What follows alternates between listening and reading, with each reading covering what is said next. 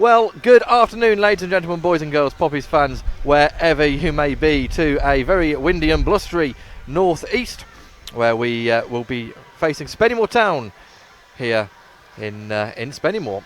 It's 10 minutes till kick-off. We have the team news, and we will bring you that in just a moment. Doesn't look like a lot of fans have travelled. It was a full supporters coach, but aside from that, not a lot of red and black on show. Here it is a 3.5 hour journey, so if you haven't made it and you are listening to us, welcome. Thank you very much for tuning in. We will try and bring you every kick of the game as best we can, and if it gets boring we'll probably just make something up like we usually do. Next to me is Mr. Paul Cook. How are we? Absolutely average. Yourself? Yes, pretty much the same. Interesting team lineup. We'll go through it in a minute. Of course, no Richin suspended, no Milne still suspended. Meikle hasn't travelled, Enty hasn't travelled. Enty is ill, as is Harding, the loanee from Northampton Town as well. But yes, Ben Mills, of course, suspended as well as being injured, being sent off earlier. And Lyndon Meikle, I'm having words with Paul Cox yesterday, said he should be okay for a week, this time next week. I think he'll miss the Brackley game, but I think he should be in the squad for the game against Hereford next Saturday. Team lineup for Kettering, while Ed brings it up for you on the screen. In goal is Paul White, number 2 Gary Storer, 3 Matthew Taylor, 4 Luke Graham, 5 Michael McGrath, 6 Brett Solkin, 7 Tree Mitford, 8 Aaron O'Connor, 9 Connor Kennedy, 10 Jay Williams, 11 Marcus Kelly. And your subs are 12 Joe Scars, 13 goalkeeper Jamie Sykes, 14 Joel Carter, and 15 Jason Law, who signed on loan yesterday from where did he come from? He came from Mansfield. Mansfield. Crikey, you've not had one yet, Ed. So this is going to be fun, isn't it? So that's the lineup. Unfortunately, through illness and injury, can only name 4 on the bench. But I must say the playing surface here at the Brew Field looks fantastic. It is a real pleasure to see a pitch as good as this in this condition this time of the season. No excuses today for the pitch. No, not the pitch. And of course, the team came up on the brand new team bus. Yes, it did. And that's all we'll say.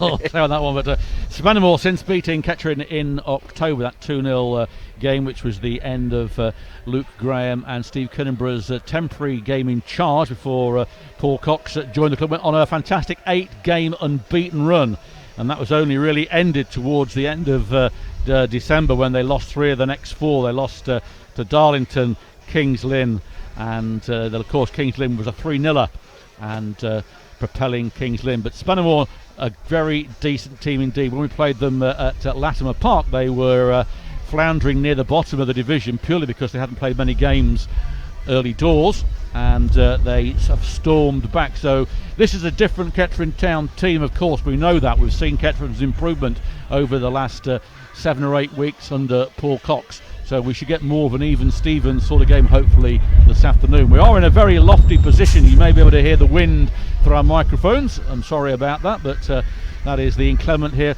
Spennymoor is so bracing, I think it is. Oh no, it's Skegness, isn't it? Yeah, as you can see on the screen now, the Spennymoor lineup, we'll just go through that for you. Number 1, Matt Gould. 2, Tyler Forbes. 3, Lewis Buttroyd. 4, Jamie Chandler. 5, Carl Magnay. 6, James Curtis, captain. Number 7, James Roberts. 8, Robert Ramshaw. 9, Glenn Taylor. 10, Mark Anderson. And 11, Ben McKenna. On the bench, 12, Chris Mason. 14, Gavin Cogden. 15, Jack Earing. 16, Adam Boys. And 17, Andrew Johnson. No, not that one. No, not that one, as the tunnel is being extended in front of us. We're right over the halfway line, so it is a very good vantage point. Very, very blustery, as I say, but the tunnel is now out. There's a pair of pliers on the top here that they've forgotten to remove, I think. Looks like a pair of pliers anyway, something like that. But we could use them to try and... They're those clip things, and I think we need it to keep this laptop on the on the stand. I'm currently one hand is on the laptop to stop it blowing away. I put my elbow on the other side of it so that it doesn't fly off, because we are very lofty here in this very good vantage point, I must say. And the ground filling up nicely. Ed said there's not too many red and white. It's true. I'd say probably around 70 have made the journey. There was a 44 on the supporters coach, and we have a few local people. Ian West is here from Darlington, who's a Poppies fan who listens in to us most weeks. He's made himself known. He lives in Darlington, as I say, and he's a Poppies fan. So obviously games like this and Blythe Spartans, Gateshead, Darlington, of course, obviously he can get to fairly easily. The teams are not yet. There's some strange looking mascot. There's sort of a cross between a badger and a border collie on my right hand side down here, looking rather perplexed with that. Is it a tail? I think it is a tail. It is a tail. Yes. Let's because it's a family show, say it's a tail. Well, hopefully it's the other side, isn't it? But yeah, it looks a bit, mind you, I bet it's quite warm in that, but looks a fair old state, doesn't it? But there we are, the mascot is out. Still waiting for the teams. We can't see too much as we're over the tunnel. But there's a photographer snapping away, so I presume the teams are in the tunnel. He's not got his lens cap off. Either that or he's taking photos of absolutely nothing. And our photographer is back from South Africa, and he's just standing having a chat with someone. Yeah, doing his job professionally. Pete Short over there talking to the fans. Yes, not like you, Ed. Last week, not like me. Not like you. Of course, you do miss the professionalism of Ed Palmer on the camera. Ground filling up nicely now onto our left-hand side. Yeah, average attendance is around 1,200 here at Spennymoor. Now, I don't know how much of that is bolstered by away support. We're going to be close to four figures, I'd imagine. But here come the teams now. Kettering Town playing in red and black with black shorts with red trim and red socks. And Spennymoor Town playing in a white and black striped shirt with white shorts with black trim and white socks. Goalkeeper for Spennymoor, Matt Gould, in all yellow. Paul White in all green. It's going to be an interesting game. Thankfully, it's a good surface to play on the ground, because if it was sort of air football, the ball wouldn't go anywhere, a la Cambridge City a few seasons ago. Well, exactly, and also we must just mention the slope on this ground. There must be an 8-foot drop from the left to the right diagonally, rather like if you went to Alf Church, very similar to that one, but there is quite, as I say, a slope going towards our right-hand side. Three sides of the ground have cover. We're in the main stand. I won't say stand opposite, but the terracing opposite is all open to the elements. Just a gantry and a burger store over there. The rest of it is open, but overall it's a very tidy ground. We walked around it earlier, and very well designed, and room for expansion should they need to go any further. But the mascot now doing some warm-ups. Battery's dropped to 5, but I'm not quite sure what it's doing. But are those feet legal? Well, the teams are out. The management team. John Ramshaw back, and good job as well, because he can translate for us. Yeah, I had a word with him earlier. I wasn't quite sure what it was all about, but something was squealed to my left-hand side earlier. I did ask John what that was about, but he was too bothered about the team to translate local dialect for me. But some mascots are out on the pitch for the home side, all freezing cold. It is bitter here as the people are walking by with cold drinks in their hands. We went for the cups of coffee and chocolates rather than the lager and beer. But referee is just getting the teams together. Luke Graham, captain for Kettering, and James Curtis for the Moors. The little mascots. Can we get the photograph taken? Yeah, they might need to be. That's it. They need to spread out a little bit. That's better. Composition-wise, the mascots need to go all the way over to where Luke Graham is to make it more balanced. It's a left-hand balance, isn't it, here, that isn't right. It's that will be all squashed in the photo. So. Oh, well, there we go. Handshakes from the captains. Looks like the coin toss will happen as well. Referee today is Mr. Barlow, Ken, and his assistants, Mr. Brown and Mr. Hussein. It's not Ken. Handshake's done. We will stay the way that we are, so Kettering will be kicking from our right to left in the first half. Spennymoor naturally the other way, although if they want to kick the same way and score some own goals, that's absolutely fine. I'm sure they won't, being up in 6th place in the table so far. And we are just about ready to kick off. Spennymoor will get us underway. Referee is checking with both linesmen, both goalkeepers. He's in position now. He's checking with the goalkeepers again. And away we go at this Vanarama League, North League, Vanarama North fixture. And the ball's gone straight out of play for a throw in deep inside Kettering territory on the left hand side. Of course, good news coming in the week. Matt Taylor and Jay Williams have had their loans extended. And of course, bringing in Jason Law will help bolster the team a little bit. Joe Scar's not fit enough to start, but back on the bench, and that throw-in went in play and then straight back out of play again. So it'll be a Spennymoor throw-in.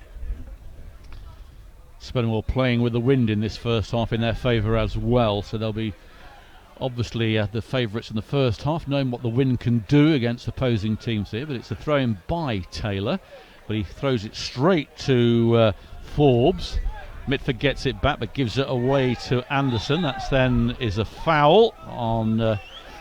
I didn't think that was a foul either way, just two players going for the ball. But welcome to everyone listening. Paul Stott, come on you poppies. So is Sean Tailby, Rachel Crooks, GC on Isle of Wight, but fitful listening errands to run. You see. Sorry if I missed Richin suspended as well as Mills. Yes, Craig, they are, both of them. Amanda Watts, hope Kettering win today. Worthing Poppy, afternoon from a wind-blown Worthing here on the south coast. It's much the same up here, I have to say. And Stuart Tyrrell, high from windy Wigan. Ball lofted in, and it's found. Storer punts it in towards Mitford, headed out towards Anderson. Anderson gets the ball away. It's a good opportunity on the far side for Ben McKenna to run at the Kettering defence. Comes inside the penalty area, still inside, slips, and it's cleared by Luke Graham. It's going to be the number 5 Magnay to get the ball back to Gould, and he chips the ball. Comes off Ramshaw, only towards Williams. He takes a heavy touch, gets the ball over here towards Taylor.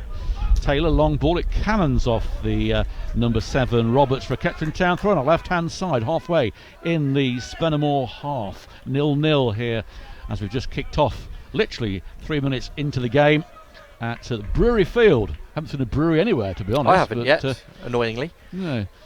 But Williams takes in for the throw in. It's hooked in by Taylor towards Mitford. And Spennymoor clear it to Roberts. Roberts down the line, but only towards Taylor. Taylor left-footed, plays it long to O'Connor. O'Connor, little shuffle back heel towards Kelly. Good work there. Kelly down by the corner flag on this left-hand side. There's a bit of a scrap, and Spennymoor get the ball away. Only goes towards Williams, who traps it, and that goes out, unfortunately, though, off his foot for a throw-in. Yep, Sue Kendall, come on from you poppies from windy Burton Latimer. There's a trend going on here. Jason Hawthorne, afternoon, Jason. Mick Cooper, hi all. Where is Enty? He is ill. And Abigail Lawman, even a draw would be a good result. Come on, lads. Yeah, that's not a bad shout, actually. I think Kettering would take a draw. Long journey to a playoff chasing side, or playoff position side. Every point's vital now at this stage in the season. Free kick to the home side, just inside Kettering's half. And it is going to be Roberts Anderson to take this. Roberts Anderson to take this free kick. Right footed, he plays it to long for a chase. Paul White never came out for it, he didn't need to, but it is Ramshaw and his shot cannons off McGrath. It gets back to Anderson. In comes the ball low, a header, back header. That's the first chance, goes wide of Paul White's goal. He didn't really put any direction on the header. It more likely glanced off McKenna and goes off for a goal kick. You'll listen to Poppy's TV audio with Ed Palmer and myself, Paul Cook, here live at the Brewery Field, sponsored this season by Elgood's Brewery. Yeah, Kettering's defence fell asleep there from the free kick. It's a massive gap for the player to run into, and he took it wonderfully. Ball put forward towards O'Connor, who's running. Will he keep it in? He does. No, he doesn't. It's a goal kick. Yeah, lucky for O'Connor, really trying to keep the ball in play, getting a throw in by the corner flag, but it was ruled or deemed to have gone out by the referee. Gives Gould a chance for a quick goal kick. He does, and it's played by Forbes down to Roberts. Roberts down this right hand side. He's got Taylor in front of him, and it comes off the number 7. He doesn't look very pleased with that decision. No, it did. It is a Kettering throw-in, blatant Kettering throw-in, of course, and Roberts not happy, keeping the ball as long as possible. Jeff's, come on you poppies. Craig Poppers, Matt Reed not signed yet. Chris Knight, nothing special to say, just wanted to hear my name read out. Well, there you go. I'm not going to say it. Yeah, I've already said it, unfortunately. Throw in taken long, headed back where it came from. Another throw in. off the number 2 Tyler Forbes. Courtney Watts, come on you Reds, a win would be lovely, especially with the long journey. Glad the coach made it there. Looks good, well done to the people who made it look good. Yeah, it was an interesting look to the coach, very good, and its maiden voyage wasn't exactly a short journey, was it? 4 hours up the M1. Jamie Sykes, someone questions, yes, substitute goalkeeper. NT, as we've said, ill, as the ball goes all the way down the line for a Spennymoor throw-in. KTFC Matt High from Windy Hemel.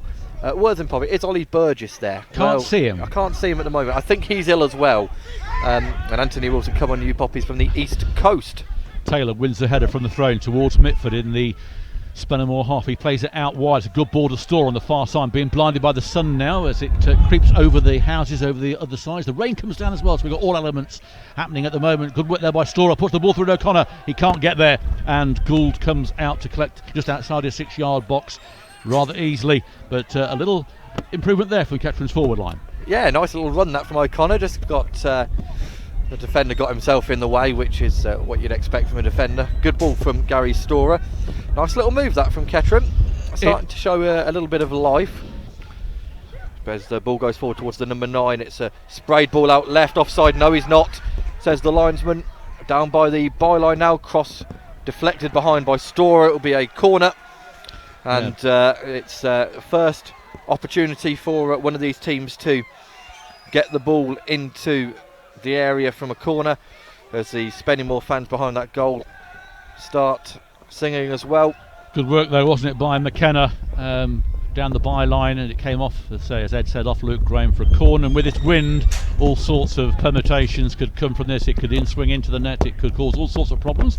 We will wait and see. In it comes now. Paul White, it goes way over everybody, and the wind takes it out for a goal kick. That might be the story of the day with the wind, if you can't control the ball as much. Wasted opportunity though for the hosts.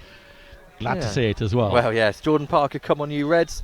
Matthew Held, what sort of formation are we playing? 1-10. Well, there's 5 across the, 3 centre halves. Storer and Taylor are either left back, right back, or wing backs. You'll have Jay Williams sitting in, possibly, with Kennedy and Kelly left. Well, actually, it looks like a 5-3-2, having said that. 2 up front for sure, isn't it? Yeah, it's Mitford and O'Connor, and then Kennedy. O'Connor wins that towards Mitford, but it's cleared by Curtis, the captain, and hooked by the number 5 Magne, only towards Luke Graham, but he can't control that, and it's a good flick on here towards the towering number 9, Glenn Taylor. He puts the ball out wide to McKenna. McKenna has caused a few problems so far for the Poppies, still has the ball, plays it overlapping to Buttroyd. Cut out by Solkin, and then cleared by Connor Kennedy. Flicked on by Mitford, but again the captain Curtis, he fails the ball long. It comes off Mitford, who arrives at Kelly.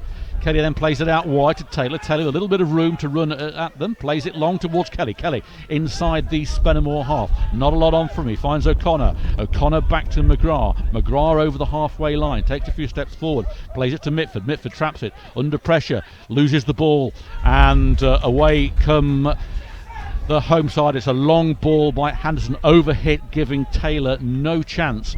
But they certainly play the balls forward towards Taylor. He's quite tall, isn't he? I'll say about 6'8". Not quite. Matthew had a weird selection choice, very curious. I don't think that's a weird selection choice, considering 2 suspensions, 3 injuries and 2 illnesses. So we're down. Going away to a top 6 side, play 5 across the back, make sure we defend well and see what we can get on the break. I think that's probably the only, to be honest, I think that's the only choice Paul Cox has got at the moment with the team available.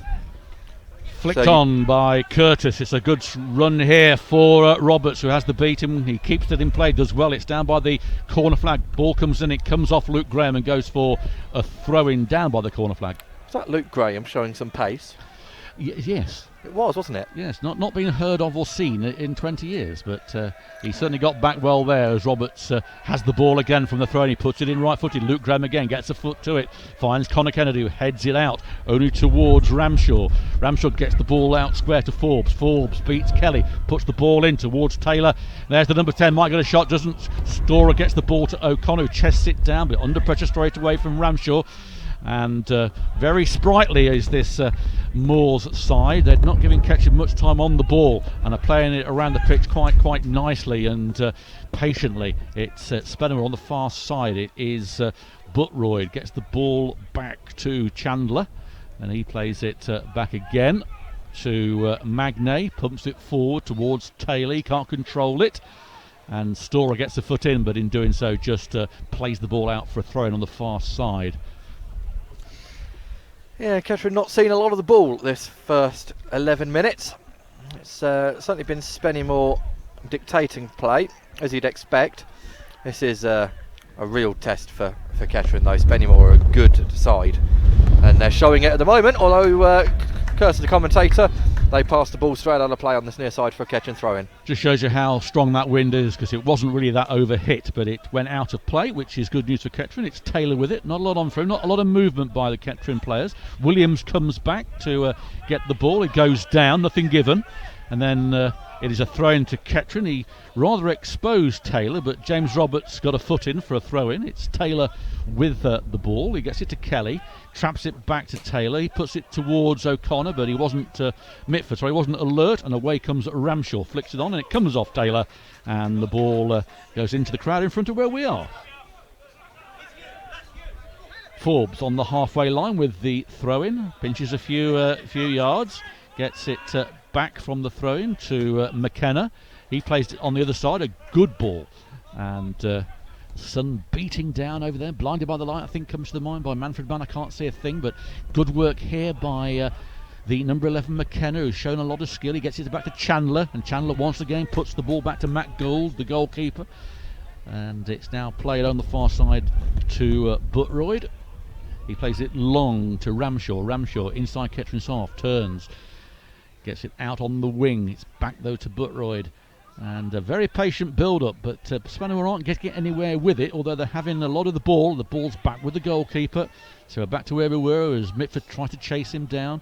Gould fires it long towards Taylor, who is fouled by Sulkin, and in doing that there's a Kettering player down actually, which we can do without. Can't see who that is at the moment. Is it Kennedy? It was Kennedy. It was Kennedy. He's limping. Let's hope he can run that off. Not sure how that happened actually, because there was a foul. Well, yeah, Sulkin headed the ball back, and then as he went to challenge before the whistle was blown, he clashed with the Spennymoor player. Completely innocuous, nothing in it, but just an awkward knock, maybe knocked his knee.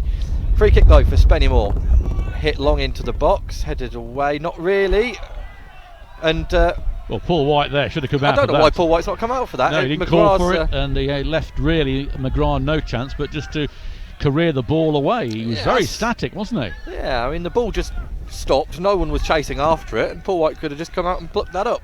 Strange one that from Paul, but away it went. I'm sure he'll pull up a penalty save to repair the damage. But yes. McGrath brings the ball down again, and then up and under, up into the sky, and it's held up and gone back towards him. Well watched by Jay Williams, and then Kennedy hits into the air, and it holds itself up in the wind again. Kettering using this wind to their advantage at the moment. Out with Gary Storer. That's a heavy touch from him though. It's a good challenge by the number 3 Lewis Buttroyd. But Kettering have got a chance now, and well, Kennedy's going to throw this one long into the box. With the wind, yeah, I mean, there's not a massive run up, and yeah, that's the wind will hold it, won't it, in the air? If maybe Kettering are hoping for a bit of sort of calamity in there, with people not knowing where the ball's going to go. In it comes. It's not a bad throw. It's flicked on, headed out. There comes Taylor. Mitford's in there. It's cleared. And McGrath comes all the way over on this left-hand side, plays it long towards Taylor, who's remained up in the Spennymoor half. He comes inside, beats one, beats two, outside penalty, has to play the ball back to McGrath. He puts a poor ball in, was putting a square ball to Kelly, intercepted, and now there's a chase on here. It is the number 8 Ramshaw blazing down this right-hand side as the Spennymoor number 7 comes in. It's deflected, and a great save from Paul White. It was a deflection, and it came, I think, off Williams' foot, but it was a shot by James Roberts, and Paul White showing what a class goalkeeper is, tipping it over the bar. That could have been the first goal, Ed. Yeah, good reaction. So you always say it's straight at the goalkeeper, but he's got to react to it because it wasn't initially straight at the goalkeeper. So corner it'll be again for Spennymoor. And that all came from that loose ball by McGrath down here, and from defence into attack, and Spennymoor showing that they are top 6 side. Certainly one of the better sides we've seen so far this season. In comes the corner, in swinger, headed out, but back to the corner taker. Gets another chance at it. Again, plays it left-footed towards McKenna. McKenna plays it towards Buttroyd, but cleared by Taylor, and that goes out for a Spennymoor throw on the halfway line. Advantage Spennymoor with that shot. That's the first real shot in anger, and Paul White good enough to tip it over the bar. 0-0 here at Brewery Field. Taylor intercepted by Kelly. Does well, Kelly. Still Kelly over the halfway line, plays it long towards Mitford. Mitford's in the penalty area. He's got nobody with him at the moment. Mitford down by the byline. Still Mitford. It goes out for a corner as the number 6 Curtis gets a foot in at the vital time as Mitford was about to pull the trigger. That's a bit of noise from behind the goal. There are some Kettering fans, a few more than I'd realised. Maybe they'd waited till the game had kicked off to move to their positions. Through the main stand here on our left, there's some opposite and some behind the goal. So yeah, there's a few here. Yes, Craig, we are more central. Kelly's playing in a central 3 with the other 2, Kennedy and Williams. Sorry, and O'Connor and Mitford up top. So Kelly with the corner kick. It will be swinging outwards, which might pick up a bit of the wind, to be honest. So he's got to be careful because that's the way the wind is going. He clips one in. It's a bit over hit. Kennedy is outside the area, gets it. Good challenge by the number 9 again. Glenn Taylor out for a Kettering throw in. So this time Kennedy will throw in long, waiting for Luke Graham to get up. It's 2-on-2 if Spennymoor clear this, and it goes flicked on by McGrath. Oh, who was that? It was Brett Salkin. Brett Salkin missing an absolute sitter there. I mean, no, it's taken a deflection because it's a Kettering throw-in. I thought that was in. I thought that was in, but it obviously took a deflection. Just about to pull a hamstring in celebration, but luckily I didn't do that, and it's going to be a throw-in. Conor Kennedy coming over, but a very good effort, or good chance, should I say, from Kettering. Throwing taken quickly to McGrath. McGrath higher to Conor Kennedy, comes inside, puts the ball in low, cleared, cleared there, and Brett Salkin clearly thinks that came off Curtis, Spennymoor player. He tried a mighty swipe at the ball, missed it completely, could have gone anywhere, and that's one of those in cricket where you've gone to slog it, and in that scenario it's just gone past the outside stump, I think. Well, yes, Salkin convinced that Curtis got something on it. He didn't. We can see that quite clearly from here. Balls moving around, that shows you the wind. Kettering Town fans naturally telling the goalkeeper to get on with it, despite it being something he can't do anything about. See, that's the issue with having such a flat pitch. There's nothing to perch the ball on. Oh, that's a great leap by the number 9. Handball shout, not given. McGrath clears. Kennedy battling with the number 4. Kennedy gets there. He's going to be fouled. Referee wants the advantage. There isn't one. So well, I think Chandler needs to go into the book with that. He was tugging on Kennedy, wasn't he? Kennedy furious, by the way, with Chandler. Or thought he was poor in Friends, to be honest. Yeah, he was my least favourite Friends character. He's not doing anything justice himself any favours this afternoon either. That's a complete joke. I've never watched an episode of Friends in my life. Here. But goal kick to be taken by Paul White. It's about 20 yards inside the Kettering half, maybe a bit further. Taken long, looking for Kennedy against Chandler. It's overhit by everyone. Oh, the number 5 forced to deal with it, and he's put the 3 into a position here. Aaron O'Connor wrestling with the number 3. It's still in play, and they get it away. Do they? They do eventually. Spennymoor given back to Kennedy though, who knocks it back to Salkin, who fires it into Williams. Kennedy goes through, and Mitford can't get there before Matt Gould comes out and smothers the ball and hits long quickly towards the number 11 Ben McKenna. Not a chance in the month of Sundays of catching that. No, with the wind, it's far too strong. And the wind going to do as much as it can to ruin this game. As you mentioned earlier, that game against Cambridge City a few seasons ago, which was ruined. It was a 0-0. I don't think I remember a shot on target in that game. It was absolutely atrocious. Conditions ruined it completely, and they're not doing any it's not doing any favours here. But Taylor with the throw in anyway. Mitford can't get there, and Ramshaw does well, fending off Kelly, puts the ball forward to Taylor. McKenna can't get there, but Forbes can. He plays it into the centre. Williams heads it, but he heads it straight to Glenn Taylor on the line. He plays it inside. It's back with Forbes, robbed by Kelly. Square to Williams. Williams takes a touch, plays it long for O'Connor to chase, and O'Connor will get there. It's in the Spennymoor half, going down the corner, but nobody in the centre yet. Mitford getting there now, along with Conor Kennedy. It's still O'Connor. O'Connor puts the ball in towards Storer. Storer tried a shot, he placed it though, and cleared by Anderson. A good chance there, ruined really by the finish, and away come Spennymoor, going down, but it comes off Salkin. Salkin now, if Kettering can get back on side. Well, if O'Connor can get back on side, that's the main thing, isn't it? The ball comes through to O'Connor, and he offside. wasn't offside. Yeah, he was offside. His offside flag goes up, and he goes down. O'Connor holding his sock.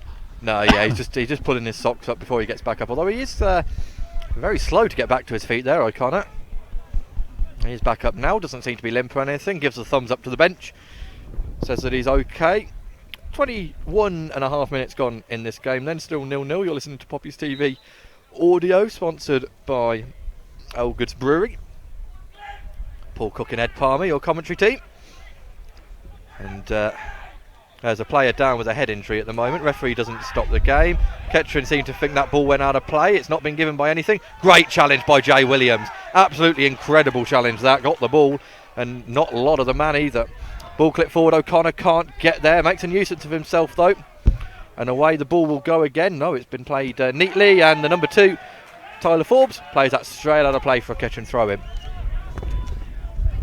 Aaron O'Connor giving his teammates a bit of an earful there, as he felt that no one was coming up to help win the ball. And Doreen Coles, come on you Reds, nice to hear from you, Doreen, hope you're well.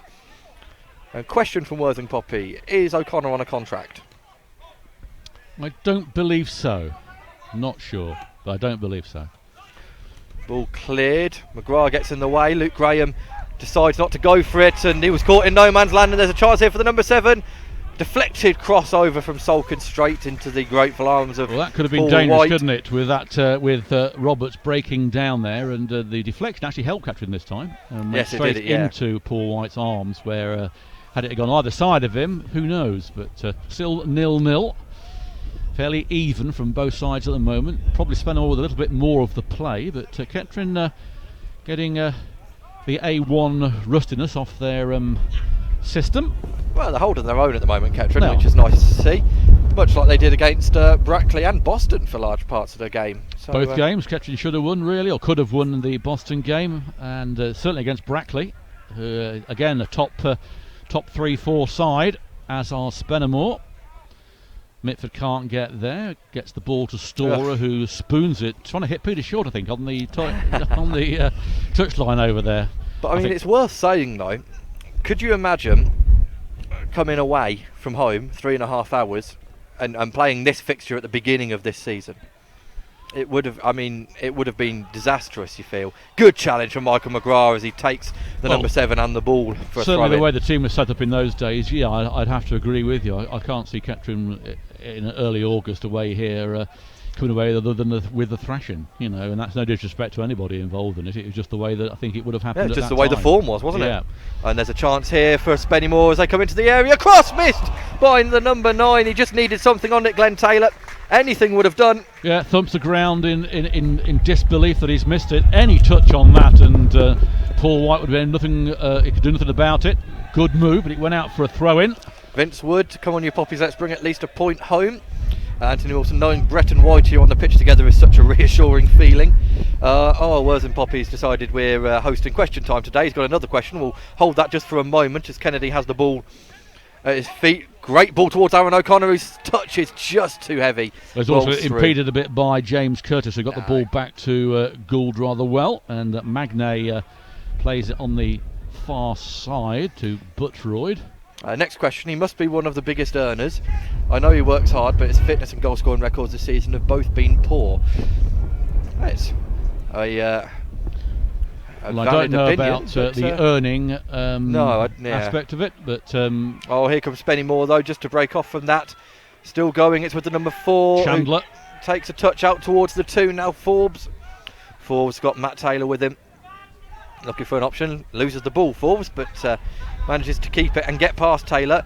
Laid towards the 25 yards out. The shot for the number 10 over the bar and ballooned into the stand. Well, that was poor actually, because a lot of time did Anderson. He could have actually picked his place really with the time that he had, and he just blazed it over the bar. He works hard, but fitness and goal scoring records this season have been poor. Yeah, I have to agree with that, but he has had an injured. off-season. Yeah, but he is 37 so years would old, you look to replace if possible? Oh, that's an interesting question. Depends who with, of course, isn't it? Yeah, it depends who's available. Certainly, if there were, a striker we could get in from the league above who's maybe not playing, or even 2 leagues above who's not playing, then potentially. It all depends, really.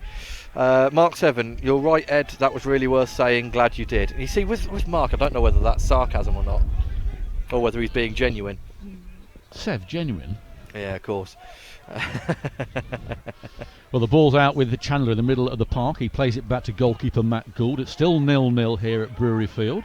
We're into the 27th minute of the first half, obviously.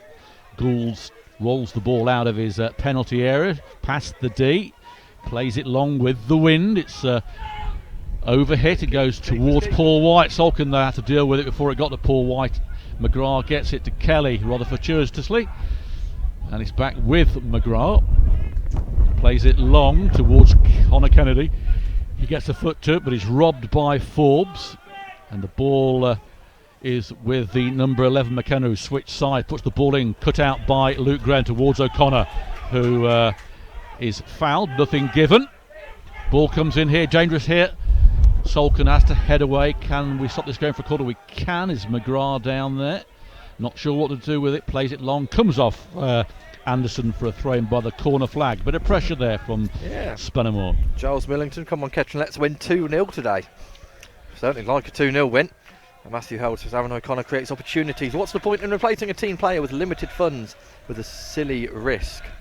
Well, that's there's a worth truth point in that as well. Yeah, I mean, it's not a bad shout. O'Connor's goal scoring record has been not up to his standards, but he has created a lot of goals.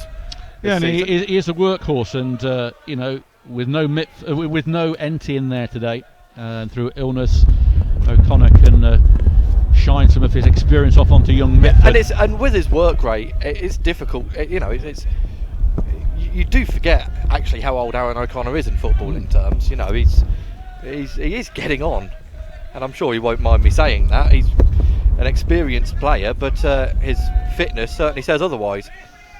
Ball high up into the air. McGrath battling the number 9. Number 9 wins it because he's about 8'3", and away comes Spennymoor again. A switched ball out towards the number 3. It's between 3 and Storus. The 3 does get there, although Storer manages to get on his touch and looks for an option. Goes back to Salkin. Salkin hits long, looking for O'Connor.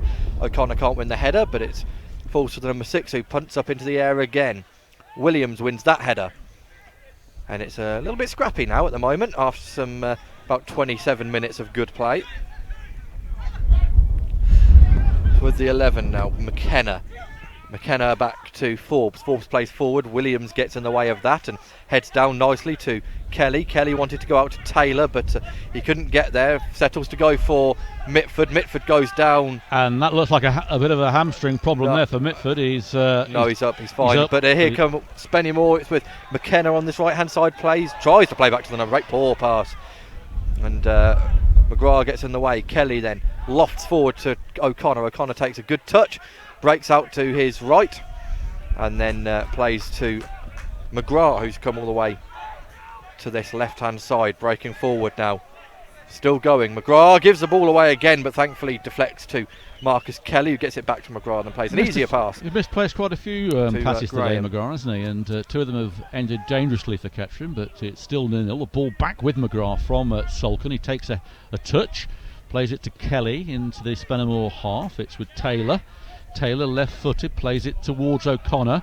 Won't keep that in, and that goes out for a goal kick as the clouds now come over the Brewery Field, and we're going to have. At least the sun's gone in. We can see the other side of the park now, but I presume we're going to get some precipitation, which should see everybody move underneath the cover. The cover. Yes, lad 2 asks, so who would your starting 11 be with a fully fit squad and no suspensions?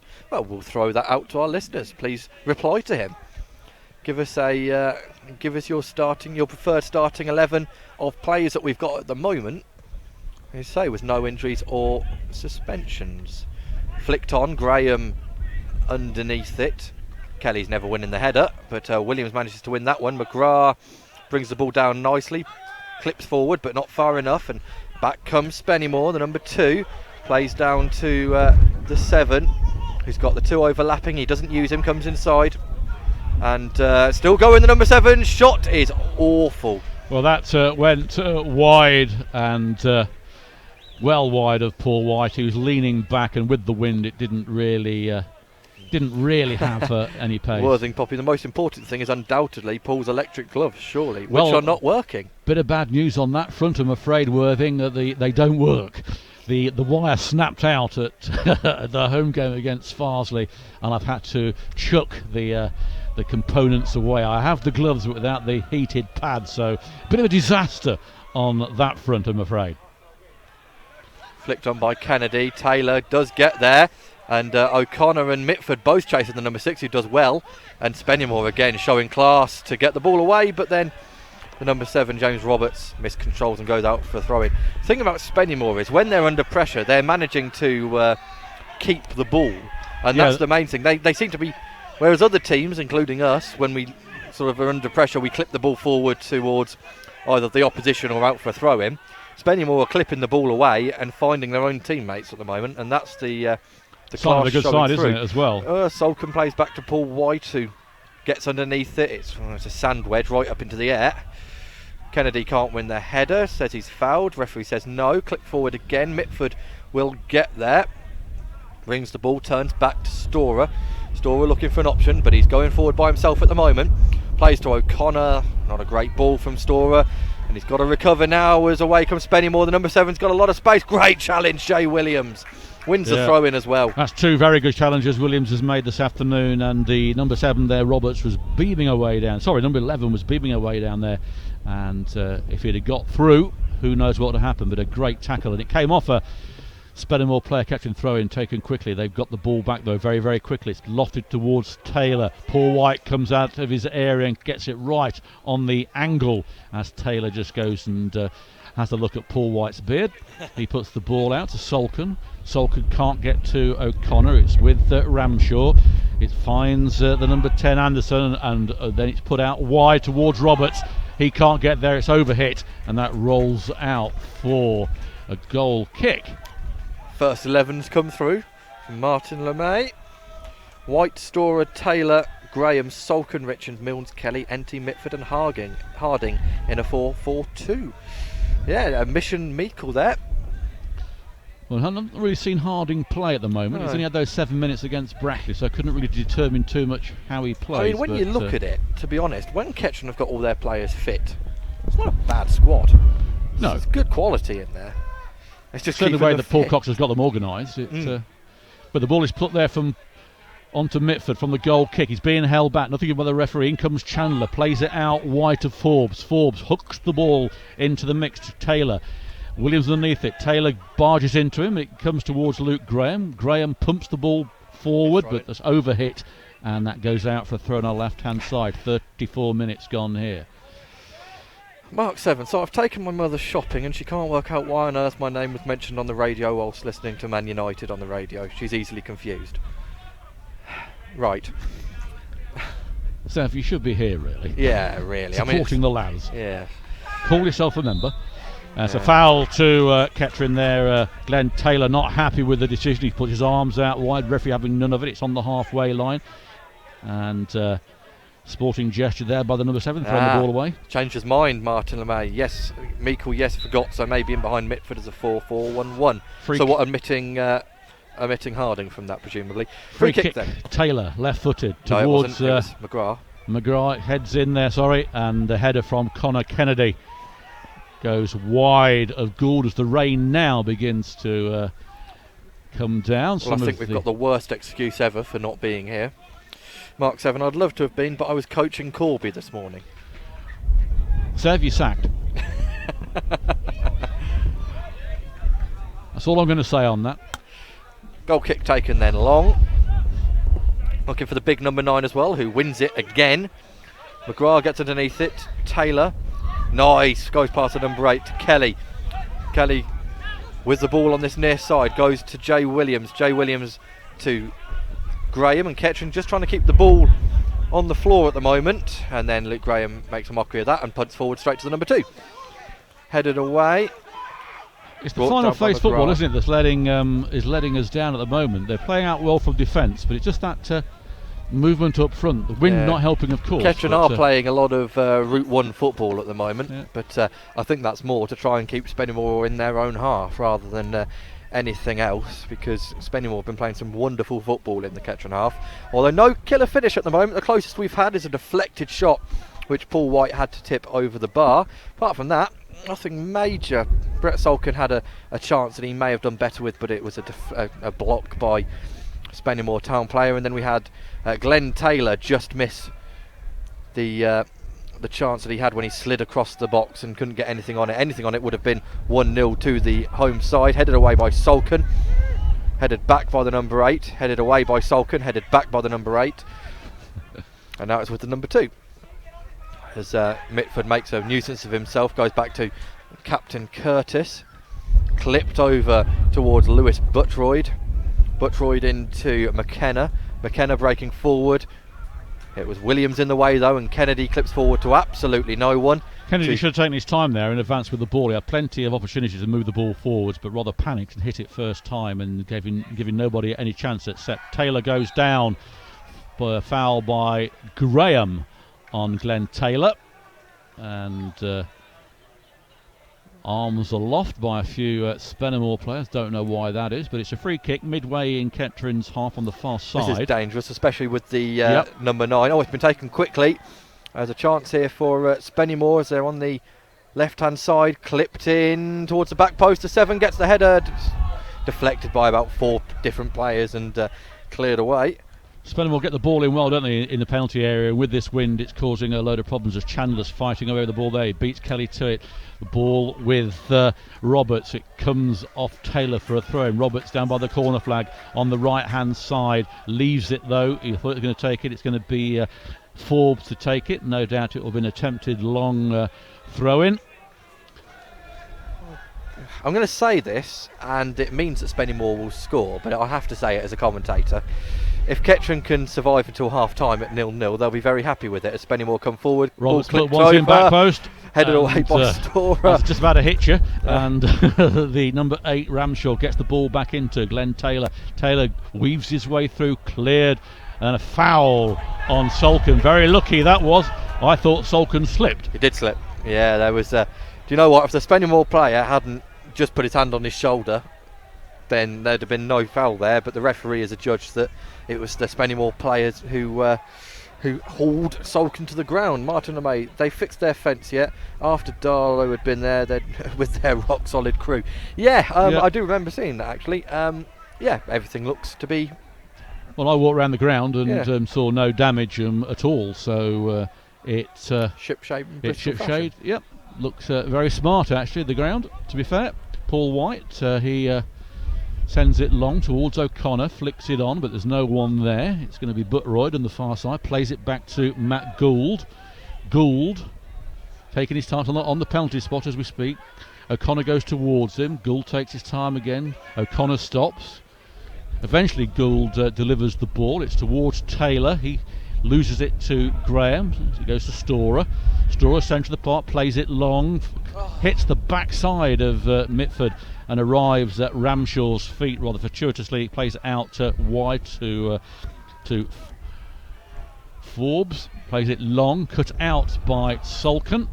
Solkin does a dummy and unfortunately in doing that plays it out rather spectacularly cannoning off a supporter. And the supporter goes down and medics, no they don't. It is Chandler from the throw-in. Back with Ramshaw, put in towards the Kettering penalty area. Out comes Paul White. Luke Graham leaves it. Paul White waves people away, and there we are. MC Jeffs, what have I missed? Not a lot, really. No. Depends what time you finish listening, to be honest. Exactly. I don't really know what you've missed if I don't know when you stop listening. I could describe to you the whole 40 minutes, but I won't. It's raining now, that's the only thing you have missed. Sun's gone in, Mitford it's plays raining. it back to O'Connor. It's Sulkin to Mitford. Mitford to Storer. Storer pumps the ball forward, but Magne gets there first. Bit of a confusion, but away come... there's a foul there on Taylor. And that was a rather lucky for Kettering. That one, I think, probably was a foul. Yeah. The Spennymoor fans giving Taylor some jip, but he rolls up his shorts to show the stud mark and gets a few jeers. He's knocked it past him and then he's rode the challenge, and he's sort of goaded the Spennymoor player into making the challenge, and he's made contact. There wasn't a lot of contact, admittedly, but every referee's given that as a foul. Can you give a shout out to the family, Emma, Evelyn and Millie, all sitting here listening with Martin LeMay. Hello to you all, thank you for listening. Free kick, let's hope Kettering can score a goal for you here then. Marcus Kelly will swing this ball in, good position from Kettering. Ball in, hits the first man, it's O'Connor! Oh, it's over the bar.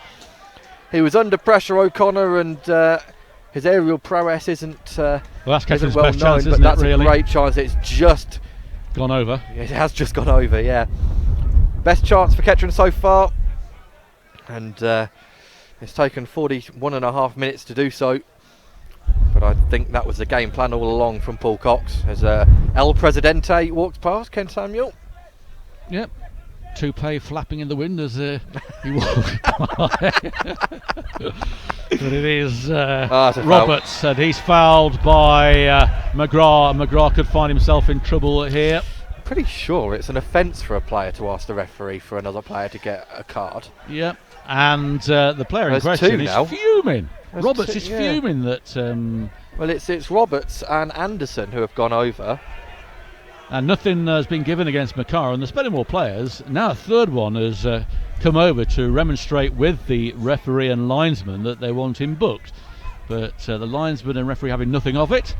And I think what saved McGrath there is, one, the referee probably hasn't seen it properly, and two, Taylor was there, so it wasn't necessarily a clean break forward, if you see what I mean, because Taylor would have been in the way anyway, possibly.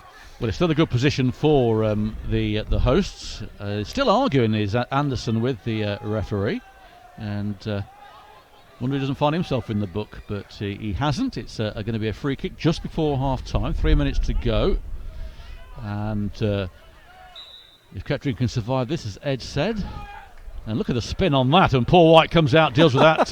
That was incredible, the way they caught that, and Paul White judged that perfectly. Yeah, really well done. Chris Knight, toupee flapping in the wind is the funniest line ever. And Worth and Poppy, they should be booked themselves for that unsporting conduct. Well, that's what I thought the laws of the game stated. Same actually. Here. But there we are. Paul White, then with the ball at his feet, it's long. Mitford's there, there's a bit of pushing and shoving, although it's missed everyone and got to O'Connor. O'Connor tries to play through to Mitford, Mitford gets it through to Marcus Kelly plays it out to Taylor, Taylor shoots, he got underneath it and it's spun over the bar and into the... cannons off the stand behind us, leaning back again, good position, good work. Yeah, Matt Taylor will be upset with himself at that one because you could see what he was trying to do. He was just trying to get over it and hit it low and maybe get a goal or force a keeper to deflect it towards another player. He's got underneath it and he's shanked it over the bar. That's a great chance for Kettering, really good chance. Floodlights are now on here at Brewery Field as the ball is headed out for a throw-in by Sulkin. It's on our left hand side, midway in the Spennymoor half. Kettering of course will be playing with the wind in the second half due to the match curry.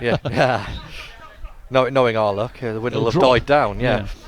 Throw in then, taken long. Taylor can't get there. It's a bit scrappy as Williams brings the ball under control, and that is a foul. As the number 10 is opposite number Mark Anderson goes into the back of him.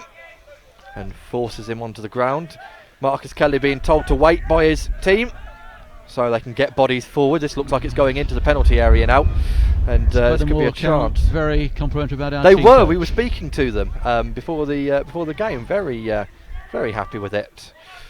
Clipped in towards the back post, headed by McGrath, headed away by the 4 Chandler. Kennedy can't bring the ball under control. He had 2 bites at it. It's cleared. Storer, that's a great ball in, by the way, from Gary Storer. Salkin at the back post, keeps it in. Graham has won a corner. That was very good from the Kettering players, right on the byline. The Spennymoor players almost stopped. It gives Kettering a chance in the final minute. Kettering's 2 oldest players, showing that they still final minute of this first half. We've had no board up to say if there's any added time, but it's a Kettering free kick. Hope this will stay in the. Can't imagine there'll be much added time anyway. This might be the last action of the first half. Let's hope it ends with a goal then. Everyone's crowding the goalkeeper, so there'll be a foul. Yeah. Ball comes in, headed away, and cleared long. No half-time whistle yet. Gary Storer had to do well here. Does. Puts the ball out for a throw-in on the halfway line. Callum Massey, sounds like we've finished the half really well. We have. Kettering have grown into it. It's been a staunch display from Kettering. They've had to do a lot of defending and a lot of play off the ball, but they have managed to get their foot on it. And McGrath comes forward, plays it to Taylor, but it won't matter. It's finished here for half-time. Spennymoor Town 0, Kettering Town 0. Only chances of note. Paul White being forced into a good save after a shot was deflected, and he tips it over the bar. And then the number 9, Glenn Taylor, had a chance where if he'd got anything on the ball it would have been a goal. He missed it completely, and out all the way it went for a throw-in. Kettering have had 2 chances coming towards the end of the half. Aaron O'Connor heading just over, and Matt Taylor with a chance that I think he will feel he probably could have done better with, as he leant back a bit and shanked the ball over the bar when he really wanted to hit it low and hard. But that is half time. We're going to take a 10-minute break or so just to get our breath back, and then we'll be back with you with the second half live. It's half time here at Spennymoor Town 0, Kettering Town 0.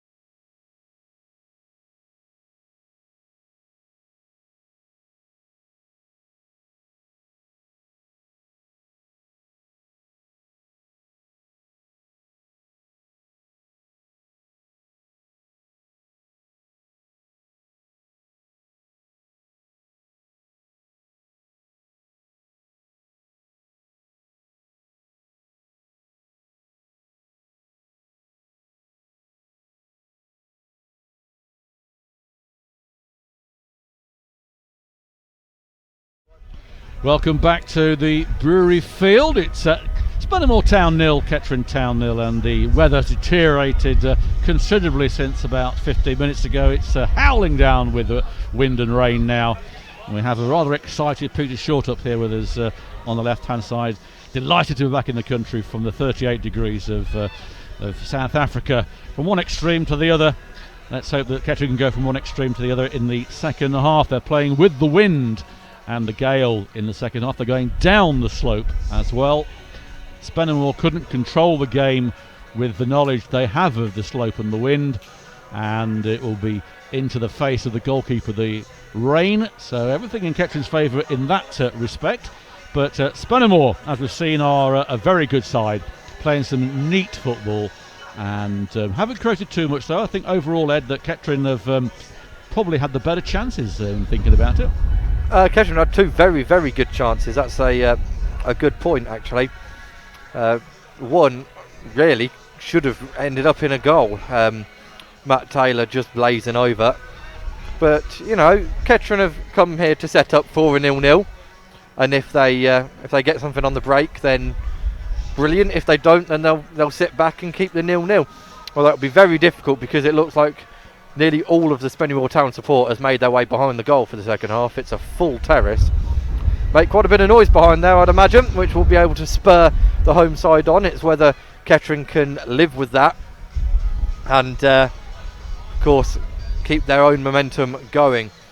So performances in recent weeks haven't been too bad from Kettering, and it's not been a bad performance again today. It hasn't. I'm just looking at the substitutes out there. I was going to say Scars isn't out there warming up, but he is now. I thought for a moment he might be coming on at half time. If the teams do in fact now come on, the little game of football between the mascots is still going ahead, so they need to be cleared off the pitch as Spennymoor come out, and as I say, it is all to play for in the second half. We just said it'll be nice going home if we do get a point. 3 hours journey back home with a 0-0 draw, but the happiest I'll have been for a 3.5 hour journey for a 0-0. Yeah, well, we're delighted with that. And we'll try and get an interview with Paul Cox for you all later, which will appear on the website either late tonight or sometime tomorrow as it gets heavier now, the rain, which will be nice later when we're travelling back. Decent journey down here, I must confess. The team arrived in the bus, and as Spennymoor quite like the bus. They being very complimentary about our team bus being the best in the league. And there we go. There we have it. No Kettering side out yet. Spennymoor are there, but Kettering not emerged.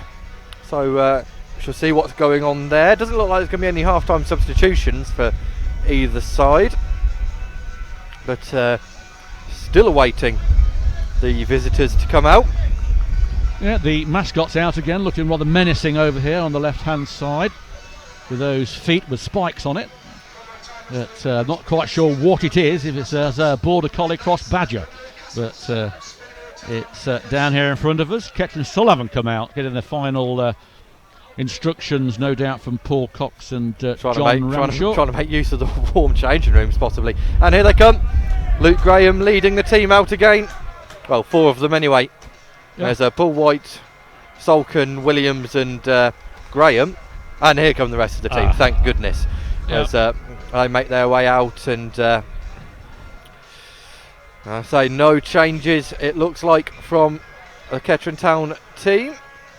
Yep, they've only got 4 on the bench. If you haven't seen the 4, which should be on our screen, it's Scars, Sykes, Carter and Law. And I was questioned at half time. Is that the first time that we've had 4 substitutes, all beginning with J in the first name? So I would think, yes, that is in fact the answer.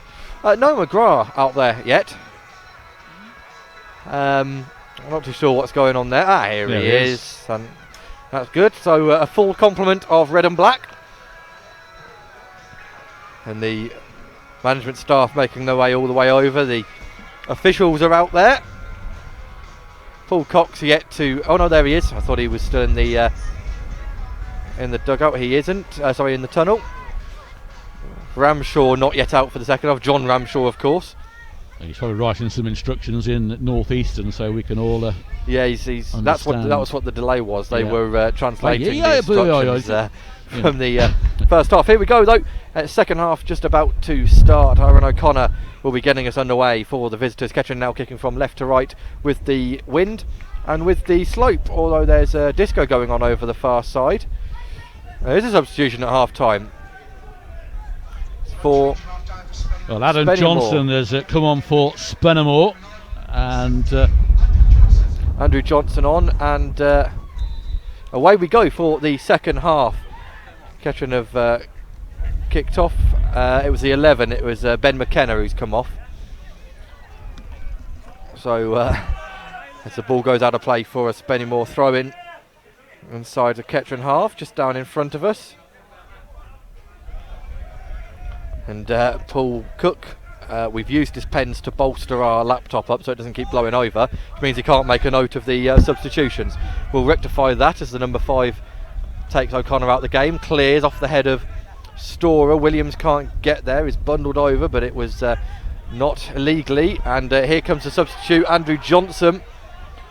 Still going, he is, clips the ball in towards the far post, headed away acrobatically by McGrath, and Kelly gets out the way. Kelly still going, but the referee's pulled it back for a free kick because McGrath has stayed on the floor. GC, the mascot is supposed to be Brewery the Badger. We are, as Paul Cook has decided he doesn't want to hear me anymore and has taken his headphones out. There we go. So disaster. All pens being used now. 2 holding up the lid because the wind is blowing our unit on top of us, and in desperation to get another pen, I've snapped me lead. There we go. Headed up into the air. Williams underneath it, heads it back, cleared back again. Paul White, bit slow to come out there, and forces McGrath to do something with it. Gets good distance on it to pen Spennymoor back into their own half.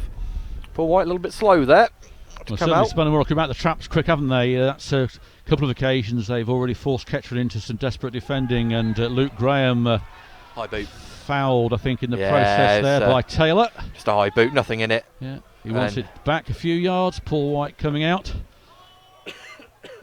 Well, that yard and a half's made all the difference. Oh, hasn't it just? So Paul White then using the wind, and it gets it to Storer, who can't do anything with it, and it comes off him for a goal kick. Paul White. It was absolutely fired at him, unintentionally, but because of the wind. John Garley listening again in from Hua Hin, Thailand. What's the weather like there? Yes, is it windy? Is it windy? Seems to be everywhere else. Goal kick then is going to be taken from the centre of the 6-yard area by Matt Gould. Looks like it's going to be coming over to this near side, as that's where all the players are congregating, and in fact there it does. Kennedy looking for it, gets underneath it, but actually plays a good ball to the number 10, and McGrath plays it back to Paul White, who can take a touch and now has to clear, which he does. Good clearance. Storer can't get there, although Kennedy cuts out the clearance again and lumps forward, headed up into the air. Storer wins the header, flicked on by O'Connor. Storer adjudged to have fouled the Spennymoor man, and free kick for the home side halfway inside their own half. Just a reminder, on Tuesday is the rearranged match against Brackley Town on Tuesday night, 7:45 kick-off, and then this time next week Hereford are the visitors at Latimer Park. Free kick taken by the goalkeeper Gould. McGrath wants to go underneath it, he doesn't. The number 9 wins it. There's a chance here for the 7, now to the 10, and there's a head injury in the centre of the park. Unhappy as Spennymoor because they were through and actually got a shot on goal. I don't know who's down at the moment. I think it's McGrath again, actually. Yeah, I think it is. I think it is McGrath. He's down in the centre of the park. Can't see. A lot of players crowding round him.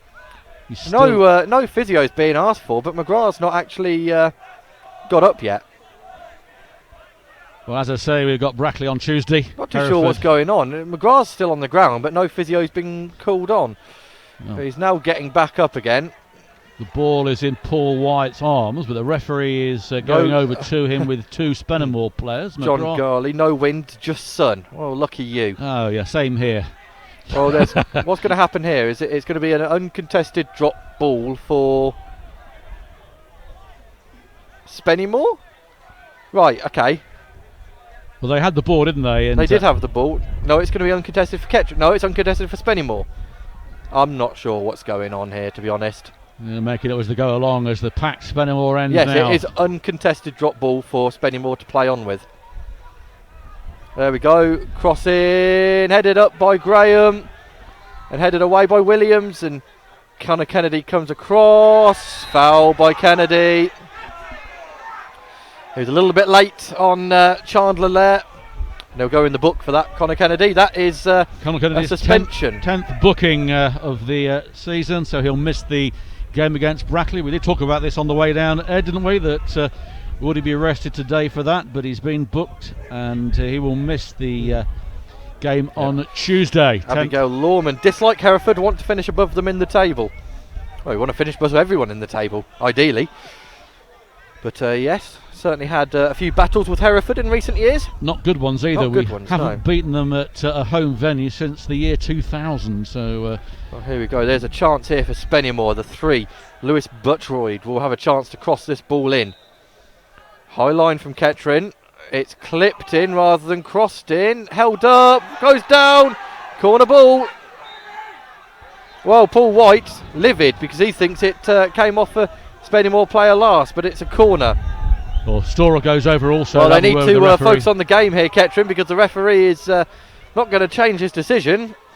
Thankfully, the ball was blown off the spot by the wind for Spennymoor, so they couldn't take the corner whilst the demonstrations were happening. Good ball in, headed goalwards, cleared away by Williams. Corner the other side. Well, this is pressure for Kettering now as Spennymoor using the wind to their advantage, obviously knowing the conditions fairly well here at Brewery Field. And with the crowd behind them, it's a different kettle of fish in this second half so far. Another chance for the home side. In it comes, in swinging, headed down by the number 6, and that was Curtis getting above everybody, but he heads it far wide of Paul White's goal mouth, and it should be a goal kick, which it is. And Paul White waiting to get things calmed down. Yeah, the ball was just outside the 6-yard area, so he's replaced it. And Michael Joyce, another suspension. Will we have enough players for the next game? Well, Ben Milnes, will he be coming back? I'm not sure. Well, Richards will be back, and if Richards isn't injured, he had a slight Achilles, didn't he, when he came off? But it's McGrath on the far side. He takes a turn, still with it, has to turn again, puts it out wide to Taylor. Taylor advancing forward for Kettering, still going forward, pushes the ball forward to O'Connor.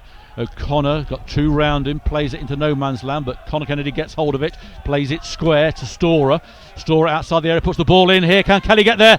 And it's cleared at the last ditch there by Spennymoor, and they come away with it. Salkin mops up, gets the ball to Kennedy.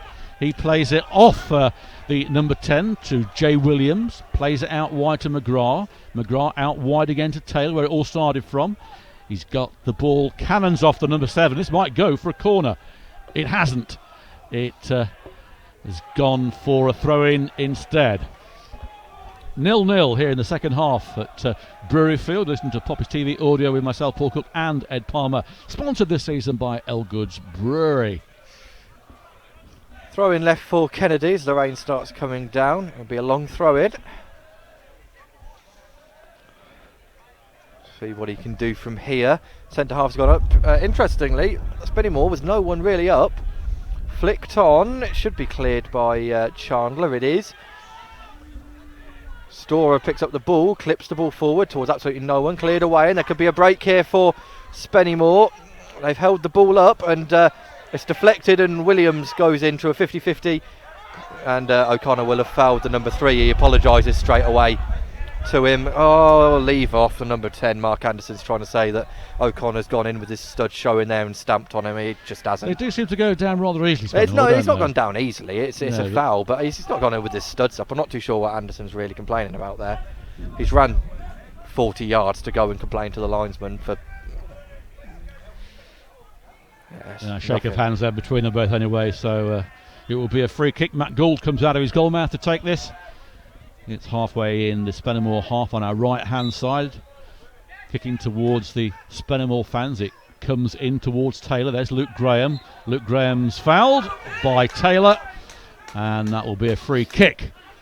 Paul White taking it from where it landed, and being told to take it from where it actually was.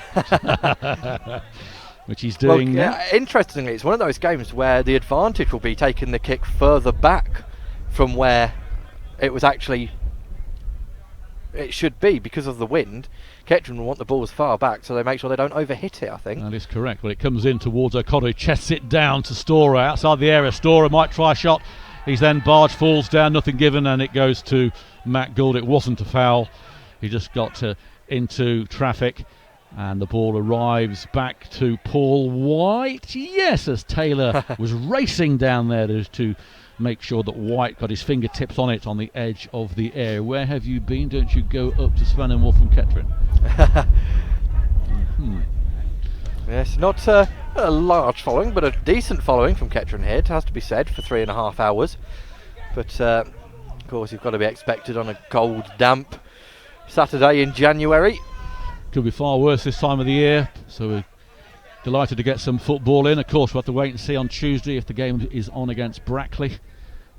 Pitch in a interesting state. Quick throw in there to O'Connor.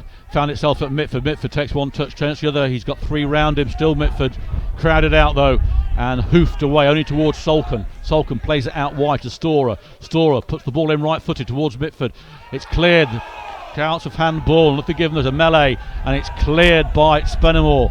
There is McGrath and Graham. Graham pumps it forward, but it goes straight to a Spennymoor player. It's back though with Spennymoor's Taylor, intercepted by Williams, but it's arrived at Roberts on the far side. Now it is Ramshaw. Loses the ball though to Williams. Williams on the halfway line, not a lot on for him at the moment. Plays it out wide, overhit, and that will go into Gould's arms.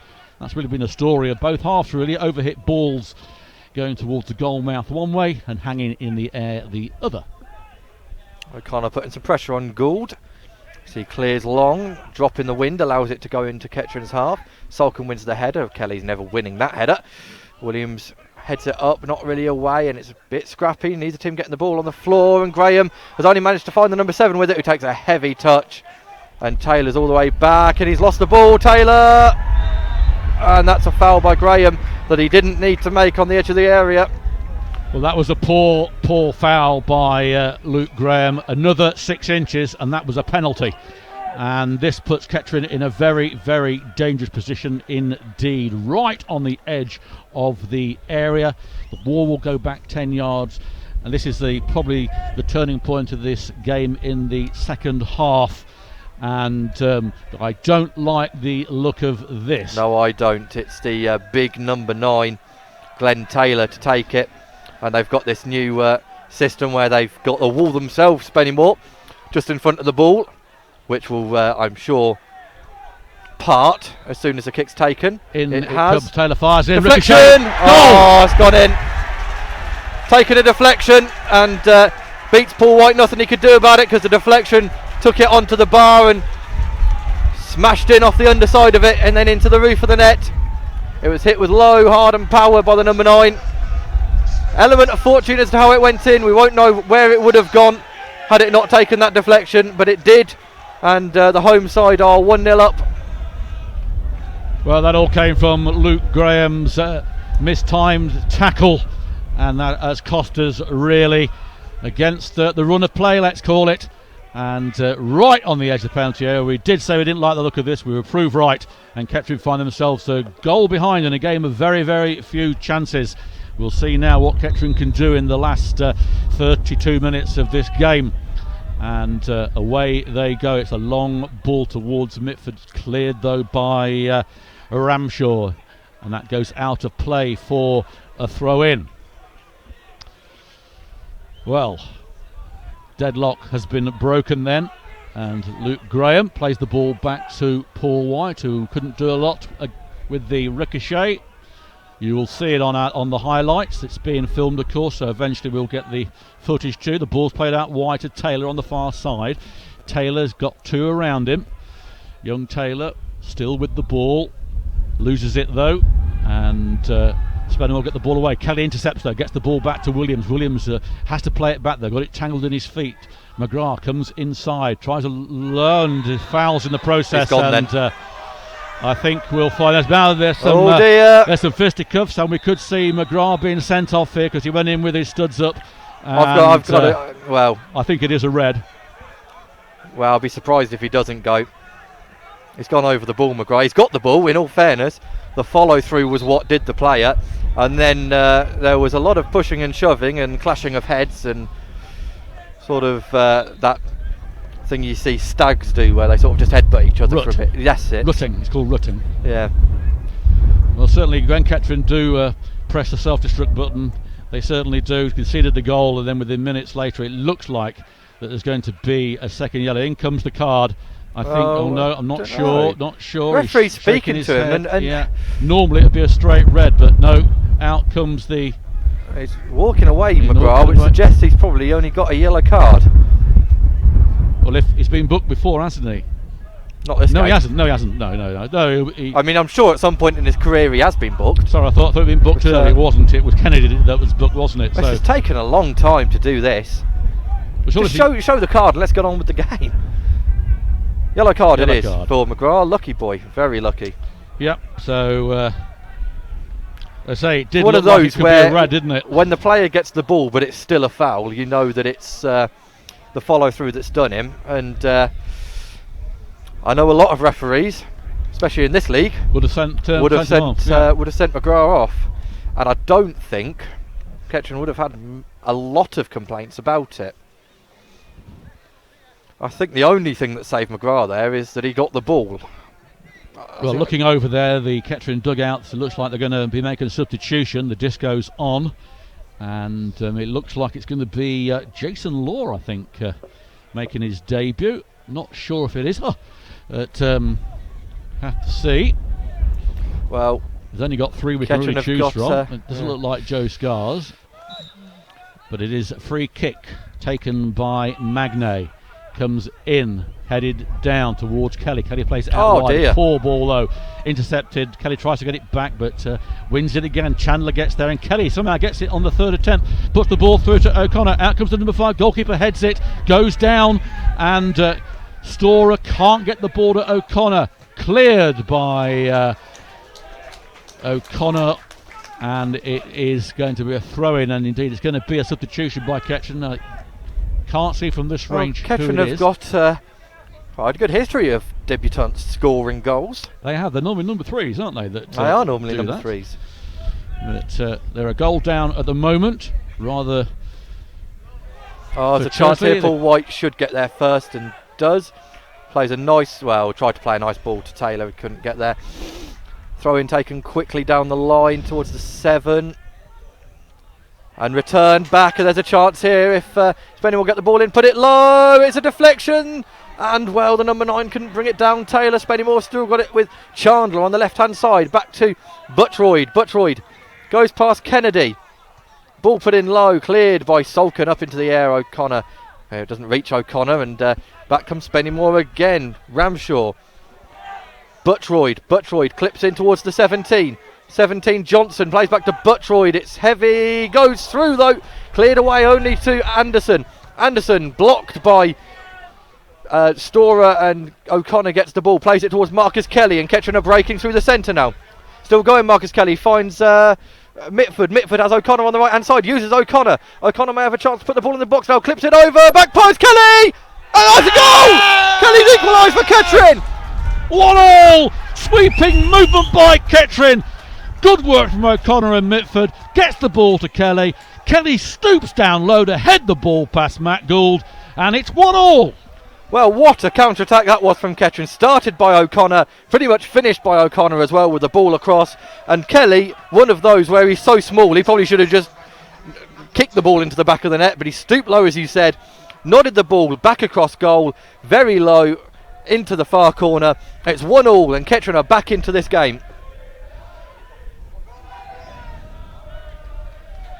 Well, deservedly so, really. That Spennymoor did have that period of few moments ago, piling some pressure on, which Kettering got over. They are making a substitute, and it is Jason Law coming on for his debut, and he is replacing Michael McGrath, who's just been booked.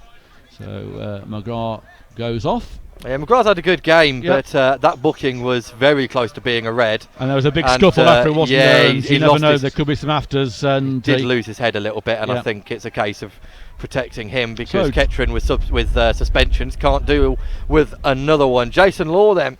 Yeah, from Mansfield Town, makes his Kettering debut. He has played in the Stags first team this season. Welcome to Kettering Town. Let's see if we can get another goal and win this game. But it's Spennymoor going for the Corner. Keep that in. That's going to be a corner. No Kettering player went there. Kettering susceptible from set pieces with this wind. They have played them better, I think, than Kettering with the wind. The wind seems to have dropped a little bit. They're looking at trees. It's not as chilly and windy as it was. We can tell by the laptops not careering down Jason us. Law is passing on a lot of instructions, I'm sure given by Paul Cox. Don't let any more in. Is one of them. Well, they've got to defend this corner now. A big team, Spennymoor, very big team, and these kind of set pieces are the ones that will do them. Deep ball in towards that number 9, but the opposite number 9, Connor Kennedy, gets there first and heads it out for a throw in on this near side. There was a lot of comments going on when we scored, so thank you to everyone. There's a throw in then to be taken by Spennymoor on this near side, looking for an option. Still looking for an option. Crossed in, headed by the number 9 out towards the 7. Kelly gets there first. Lays it back to Taylor, who tries to clip over to Kelly. It's another throw in on the far side. And there's a lot of shouting from Kettering's forward line there, saying just get rid of the thing. Get it up to us. Let us try and do something. Throw in taken quickly. Good throw in. Cut out by Solken. Kept in by Solken. Cleared by Solken. O'Connor keeps the ball in by the touch line. Can't do anything with it though. In a way they come, although that's blocked. And Kelly had the chance now, plays it out. Storer will get there. No, he won't. It's off the surface. It stayed in. Wonderful play by Gary Storer. Gets the throw in as well. Yeah, well done, Gary Storer. That ball looked like it was going out, and he did tremendously well to get this throw in out of it. Well done, Gary Storer. Just by the halfway line, the second half, 22 minutes, the second half have gone.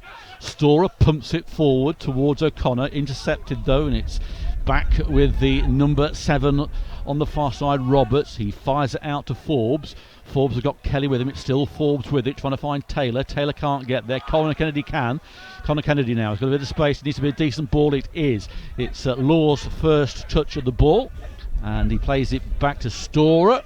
Storer, long ball for Mitford. Mitford challenging, can't get there. Law's going to get there. He does, but in doing so, puts the ball out for a throw-in. See what he's trying to do there. He's trying to knock it past Buttroyd and run onto it. It's just a wrong connection and wrong conditions as well, I think. Not helping. The wind has dropped slightly, which might be a godsend for Kettering going forward because the ball is more controllable and not so dangerous at the other end, but time will tell. Luke Graham over his head gets it towards Williams. He heads it on, pumped in towards Taylor. It's a good ball. Solken does very well, gets the ball off Taylor's foot, pumps it forward towards Mitford. Mitford can't get there. O'Connor can't get there. Ramshaw can, still Ramshaw chesting it down, being pressurised, gets it out towards Roberts on the far side. Good walk there, back to Ramshaw. He plays it square. It is with Buttroyd. He plays it to Chandler. Chandler plays it back, and Magnay plays it wide on the far side to Curtis, and away he goes, pumps it forward. It's a good ball indeed here. If it has stayed in. It stayed in. It has danger here for Kettering coming to the back post, and that goes out for a. No, it doesn't. It's been shielded. No, it doesn't. Yeah, and does now, and goal kick. Oh well, no. Goal kick, yeah. Referee thought it was a corner. Linesman was better positioned. Linesman said goal kick. Referee overruled his decision and said goal kick then. Good work there from Taylor, playing it on to the... Good news coming through from Craig Parker. Blythe won, Curzon won. We could do with both teams dropping points, and that's the best way to do it, really. We can. Bradford were drawing, I think, 1-1 as well at Hereford. That's not bad either, really. In fact, there was no side that was winning at half-time. No, it was all draws. Interesting, wasn't it? So there we go. Long we'll see. Won't find Mitford. Solken puts the ball into the air. Kennedy wins the header. Williams nods it to Mitford. Mitford's pass is short, and allows Spennymoor to come forward again. Long ball forward, looking for that number 9. Does knock it down. There's a massive tussle going on, and the number 9 has fouled Brett Salkin off the ball. Salkin furious. He wants some action taken with Taylor, and now the referee's having a word with he's Salkin. Get booked. And Salkin going to get booked for. I don't know actually, but yeah, he is going to go in the book. Yeah. Salkin gestating and not gestating, gesturing. Say gestating. That's interesting. I've never seen that on a football film before. Dear, gesturing oh dear. in the referee's face, pointing at his face, and saying some things player to him. go in the book this afternoon. None from Spennymoor. Certainly Taylor needs a little word because he is fouling every time, but gets away with it. But Salkin does go into the book. 593rd game for Kettering. I thought you'd say booking then. I thought that's impressive. Yeah, it's impressive, isn't it? That's booking every game for him. But, it's Paul White then over the ball to take the free kick. 26 minutes, this second half gone. 1-1. Kettering coming back from behind with a headed goal from Kelly. Balls with O'Connor towards Mitford. Goes down. Cries of penalty, nothing given. Mitford looks in disgust as the number 8 Bramshaw clears it on the far side to Forbes. He fires it down to Robertson, and that's left. Runs through to Paul White. My Kettering hat is saying that's a penalty. My more sort of unbiased hat is saying. I haven't got an unbiased hat. No, I think maybe Mitford's gone a little easy. Well, it is Williams with it now. He gets the ball to Storer. Storer takes a touch, puts it into the penalty area. There's O'Connor. Cries of offside. O'Connor goes through. O'Connor. And good clearance there by Curtis at the vital moment on the 6-yard box. And arm goes up from O'Connor. It's going to be a Kettering corner. As I say, the wind has died down considerably, so we're not going to get overhit corners or hanging in the air like we did it in that first half. I'm saying that the wind has just picked up again. My pen's doing a very good job on the case of the laptop. Doing very well actually. Yep. So Kelly, this will be swinging inwards towards the goalkeeper, unless of course he clips it in which case it will go relatively straight in. So let's see what Kelly can do from here. In the ball comes, it does bend, it's headed back by the Spennymoor player. It's very scrappy, it's gone backwards from the back line of Spennymoor. Goal kick, it comes off O'Connor last. Unfortunately, didn't know a lot about it, O'Connor. But goal kick it is. 1-1 still. You're listening to Poppy's TV audio, sponsored by Elgood's Brewery. Your commentary team of Paul Cook and Ed Palmer. Yep, we will be at the game on Tuesday night. The full Monty will be there, let's say, of the media team. Coverage of the Brackley game. And then on Saturday against Hereford in another interesting game as Kelly gets the ball on the halfway line. Gets it through to O'Connor. O'Connor takes a touch, being hassled by Curtis. Gets the ball back to Williams. Williams to Taylor. Plays it towards Mitford. Number 5, though, intercepts Magnay. And cleared by Forbes towards Taylor. He gets the header. He doesn't. It's well won by Salkin. Flicked on towards O'Connor. Now O'Connor on the far side. He's got Curtis in front of him. Down goes O'Connor. Penalty, is that? Or no, is that it's outside the area. Don't do that don't to our listeners. No, we don't want also, very good point. Just here at Blythe have gone 2-1 up at Curzon Ashton. Boo.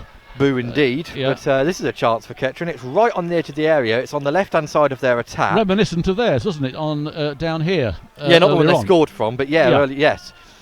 Kelly will take this. But thankfully it wasn't a penalty, because I just couldn't watch another one, I don't think. But there we go. Referee pacing out the yardage. Can Kettering capitalise on this? Tell you what, that's closer to the edge of the box than I thought it was, actually. Yeah, I mean... I thought you were well off with your penalty How count, but dare that's... you? You know I'm completely unbiased, eh? Kelly clips in towards the back post, headed by... Oh, it was Graham, headed it back across goal, but no one was there. Williams didn't bring that one down, and he's being... He's all over him, the number 7. Absolutely all over him. You can't argue about that. Roberts needs to go into the book there, doesn't he? Over him. There's a substitution for Blythe, actually. 14 is coming on. That's Galvin Cogden. No, Gavin Cogden. Whatever that is. And Anderson is going off. There we go. Cogden getting a big cheer, so must be something special. I think he's one of the new loanees, isn't he, that they've He comes from Scunthorpe. Scunthorpe, I think it is, yeah. So interestingly, depending on how long ago they signed him and Law might have been playing against each other recently. They might. Ball pumped in by Paul White, goes straight through the goalkeeper. Flag Offside goes up though. anyway. Offside, and who was that offside? Salkin. It was Salkin. Yeah. Goalkeeper unhappy that's been actually called offside because he had the ball in his hands and wanted to just take the advantage, but he's been forced to put it on the floor, and of course that allows Kettering to get back into some sort of shape again. 30 minutes gone here at Brewfield. It's in the second Spennymoor half. Town 1, Kettering Town 1, all to play for. It's a heavy touch by the number 2, and puts it back to his goalkeeper, who has to put this in the air. It will start coming back towards him again. Williams wins the header, but is fouled. Spennymoor man in the process of doing so. So free kick for Spennymoor. That was rather harsh, really, wasn't it? Yeah, it was a little bit harsh. Yeah, I think. In the conditions, the referee had a little bit more tolerance of some of these finicky fouls, but there we are. It's going to be Curtis, the captain, to take this on the far side. It comes in. There's Luke Graham. Taylor wins it. Oh, that he's should all be alone. offside. Must be a goal here. Cannons great off block.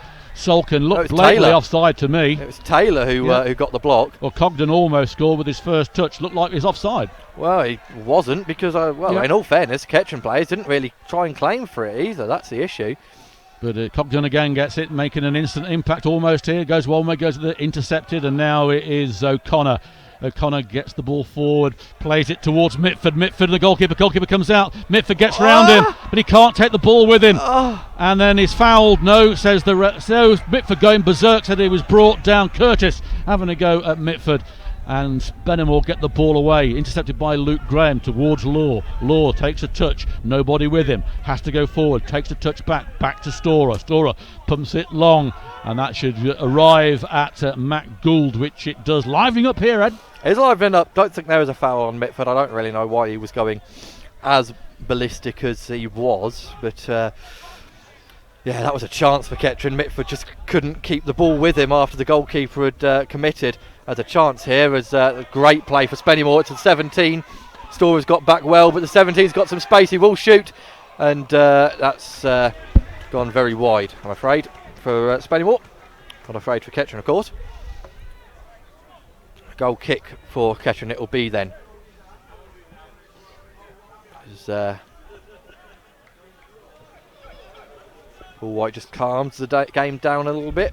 1-1 would suit Kettering. Yes, it would be a very valuable point indeed, and not many sides are going to get much here at Spennymoor, but still a long way to go in this game. Another 14 minutes or so. Flicked on by O'Connor. The keeper was a little bit slow, but he got out there eventually on the edge of his area. Thought about it for a second, Matt Gould, and when a goalkeeper, that second sometimes can make all the difference. Did well though.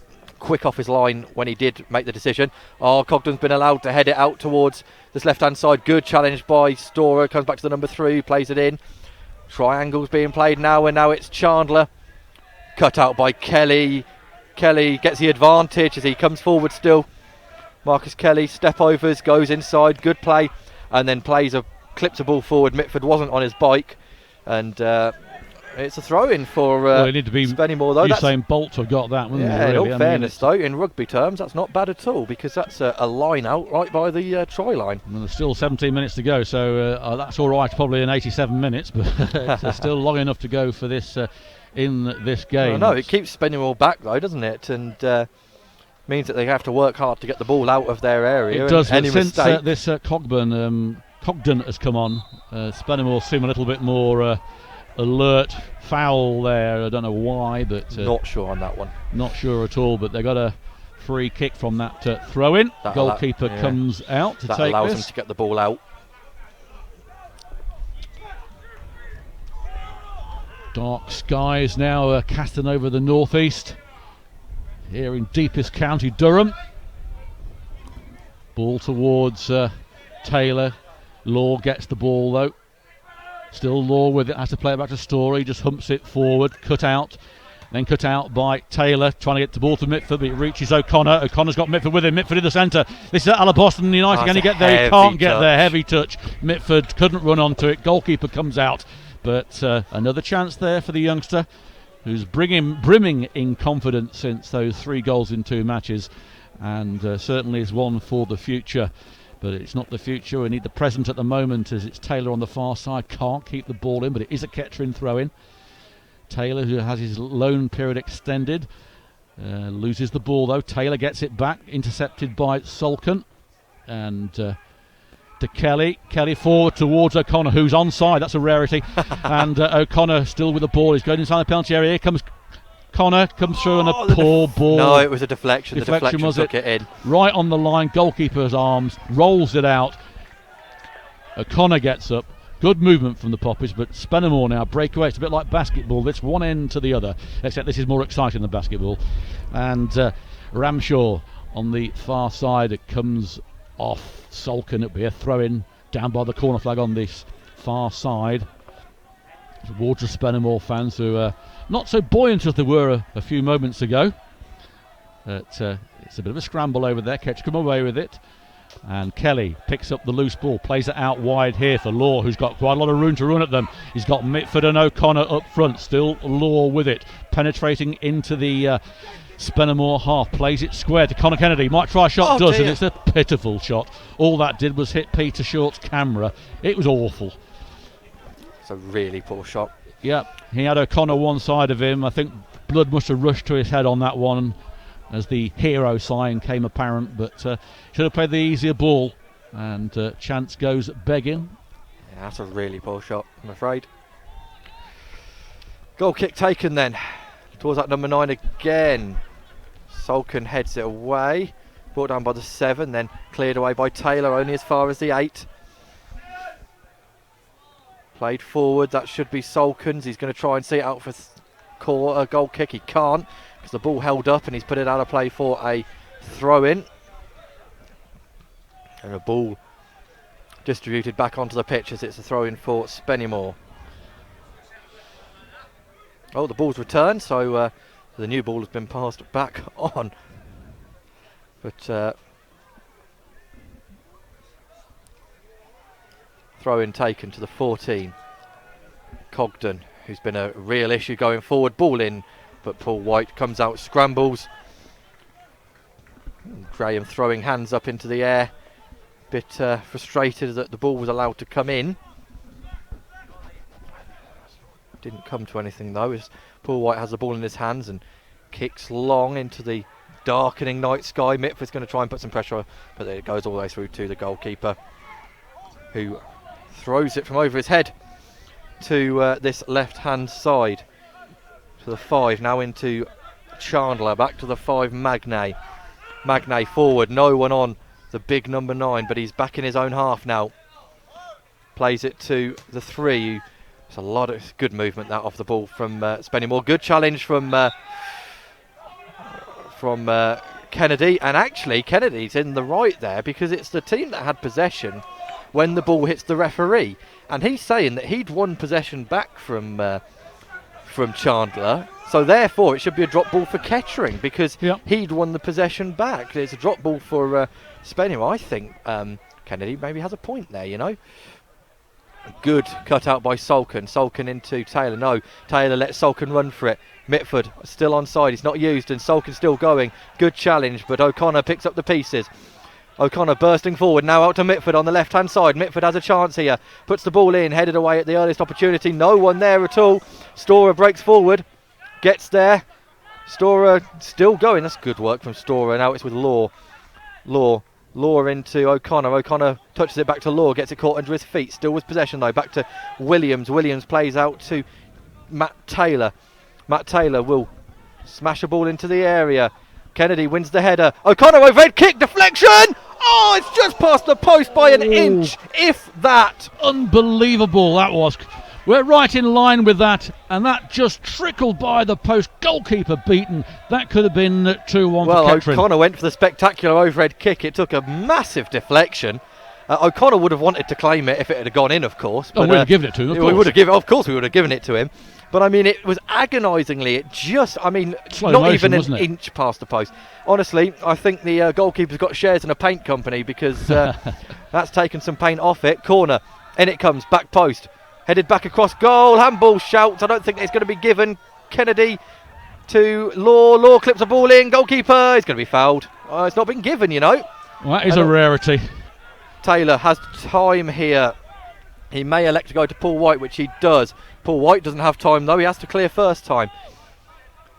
Oh, free header, but cut out by Graham. Back to the player who headed it. Now, forward comes Spennymoor. Spennymoor cut out by Law, is it? It's good work, and then Kennedy and Storer combine to get the ball away. Storer still going. He's got Kelly through. It's a poor ball, Gary Storer. I'm afraid that time. Been very good. But Abigail Lawman, who says candidates for man of the match. Well, at the moment for me, it's going to be Kelly, but certainly just played at the well. Moment, ball forward, 17, offside. No, it's not been given.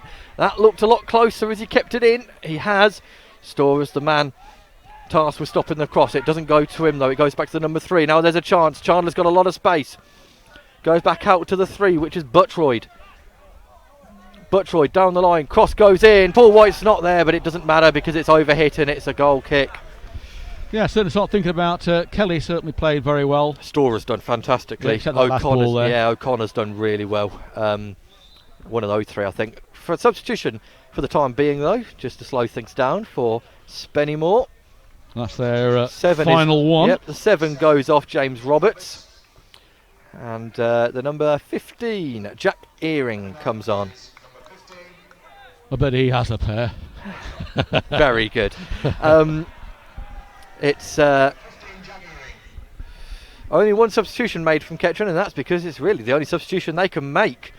Not a strong Well, we've no idea bench, how fit Joe Scars is. He's not really kitted out, is he? He's in a tracksuit, and Joel Carter hasn't had much playing time recently.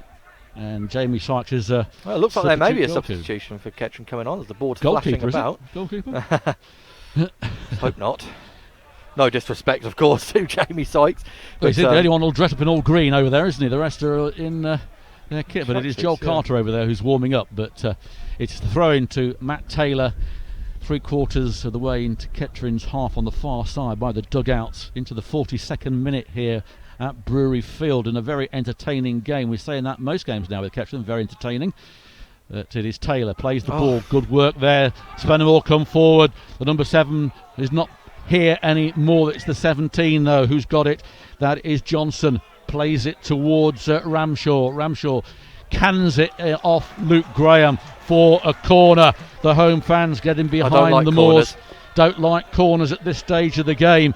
And not with teams where their average height is at least 6'6" at least. Land of the Giants again. As the number 6, I've just realised, I don't know, it's taken me that long. James Curtis, the captain. Colossal. It's an absolute unit.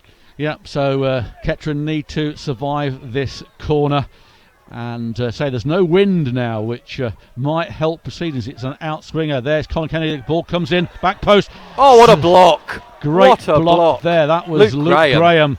That was going in, but Luke Graham got in between it. Goes out for a corner. The Spennymoor players hold their head in their hands. Disbelief at that one as Buttroyd goes over to take the corner on the other side. There is going to be a substitution, you know, and it looks like it may be Carter. Yeah, but not yet. You don't make a substitution on a corner ever, especially not a defensive one. 43 minutes here. Kettering under the cosh in the final few moments. It comes in again, headed out by Luke Graham towards Kelly and O'Connor. O'Connor gets the ball. Got no one with him. Nobody with him. Plays it back to Taylor. He fires the ball into the half. There's Solcombe with a nosebleed. It's Mitford. Mitford with a nosebleed. And he gets it back to the goalkeeper though.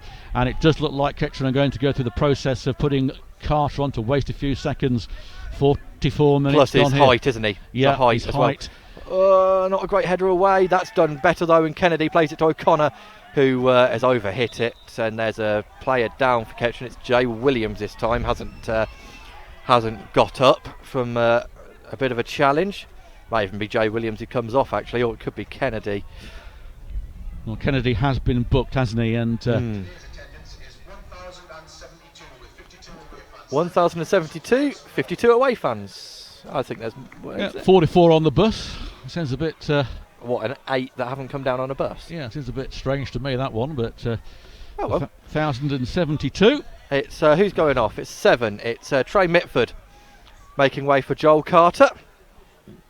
Mitford has put in a decent shift once again. The youngster learning every game he plays. As some of the people now are leaving the ground. I would never do that. No. Only if you're 5 or 6 like down, I suppose, but certainly at this sort of stage of a game, anything can happen in the last 30 seconds left of regulation time, and then whatever's added on, there is going to be a board going up, I think, over there. Yeah, there is. There can't be a lot of added time, but we will see. It's a backheader. And it's done well by Graham to get it back to Paul White, who just pats the ball down to waste a few more seconds and then picks up. So I make that now, well, in about 4 seconds, the 90 minutes. Yep, 90 minutes is now up. So Chandler 4 minutes of added time. Throw in 4 minutes added time for Kettering to hold on or to win. Of course, Spennymoor may break. No, we don't talk about things goal, like that, Ed. But don't even think like that. But I'm not thinking like it, but it is statistically a possibility. Well, it is, but we don't want to go down that route. It's Storer with the throw-in to Connor Kennedy. It's back with Storer. Storer flicks it to Law, but it's going to be Buttroyd that gets that. He has to play it though. Buttroyd comes off Law and then off Storer, and luckily for a throw-in. Buttroyd right end of the pitch though for Kettering. That throw-in wasn't great, but Storer missed it, which allowed something to happen, and then Williams just punts the ball forward out for a goal kick. Still the right end of the pitch for Kettering, as we've had nearly one of the 4 gone. Nothing heroic from Spennymoor would be good. It'd be fantastic, wouldn't it? Yep. No late goals, please. Oh, referee. Williams. Yeah, no, it is a foul. Williams has got his hands all But again, it over was very pedantic by the referee. You know, it was harsh. Yeah, it wasn't really affecting him, Jay Williams, was he? No. He just had hands on, which... Well, Carter's in there, and you can see the height on him as the ball comes in towards the back post, headed out by Luke Graham towards Carter, put back in the mix, cleared by Storer. It goes anywhere. It's in front of us. O'Connor is with us, and it will be a throw-in to Spennymoor, taken for the wrong place, but it's in their half, which is good. It is Buttroyd, a long ball that'll down. Be Paul White, and he will take his Paul time White with will it. take as much time as possible with that, as Glenn Taylor goes over to make Paul White do something. He picks the ball up.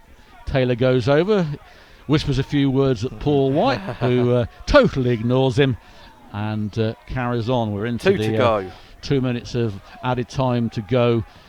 Nail-biting time as Connor Kennedy loses that header. Luke Graham, though, pumps the ball back forward for O'Connor to chase. Curtis is underneath it. Curtis, goalkeeper, come out. Curtis goes down. There's a foul by O'Connor. It was a foul. Just leaning into him, and Curtis goes down. So, Ed, who would you consider to be our man of the match today? I think we'll go with Marcus Kelly. Yep. I think inspired performance. Mentions in dispatches for O'Connor and Storer, but a goal. Good play from Kelly. He's bossed the midfield, and I think it's well deserved. I'm going to give Solkard a mention as well. I think that he's played really quite well in the difficult circumstances. But the ball comes in here. Goes in for Taylor. Goes down. Way. Going for a penalty. Cries a penalty. No. I'm not going to say it, but it wasn't. And it wasn't. Nowhere near. It was just play acting as Carter Kennedy. Joel Kennedy puts the ball through to Law. John Kennedy. Yeah. Well, it was shot, but it is Law. The ball is on the left-hand side here. Law squares it there to Connor Kennedy. Connor Kennedy puts the ball in. It's a wayward ball and cleared by Spennymoor. Bit of a panic for them. We're at the right end. It's Storer with it. Come on, Gary Storer. Put a decent ball in. He hasn't. He's given it to Connor Kennedy. Kennedy puts it wide. There's O'Connor inside the penalty area. Squares it to Law. Law shoots. Oh! What a goal! Yes! Get it! Unbelievable! It's a debut goal! Does it again! 2-1! Absolutely incredible! Going absolutely ballistic! What a finish as well! With 30 seconds not even left to play. The debutant again, Jason Law, plunders one in from about 18 yards. The goalkeeper couldn't do anything about it. What a finish. Kettering may have just nicked 3 points after holding on for just the one. Well, I've never seen droves of people leaving a ground as quick as this in my life. They're running out of the Spennymoor fans after seeing their side go down. That is it as far as we're concerned, really, time-wise. We're into the 50th I don't know. minute. There will be time added on for the goal. We've had the 4, but because of how close the goal was to the last action, there will be time added on to time added on. It's a minimum of 4, remember. We've had 30 seconds extra. Ball headed away. Throw-in it'll be for Spennymoor. Can Kettering just hold on for 20 seconds, if that? If that. Come on, referee, do the decent thing. None of us want to see this game go on any longer. It's in the wrong area for Kettering, but no, there's a chance for Spennymoor. Clipped in, headed away by Salkin. Referee flicked on by Carter. Still no full-time whistle. Punted back into the area. Flicked on. Storer brings it down. Handball shouts. No, Paul White comes out and smothers. There it is! There it is! Kettering have gone away to 6th place Spennymoor and come away with 3 points. It took dramatic fashion to do it. It was the debutant that did it in the last minute. But Kettering Town have stolen the 3 points on the road. What a game that was. The first half quite nondescript, it has to be said.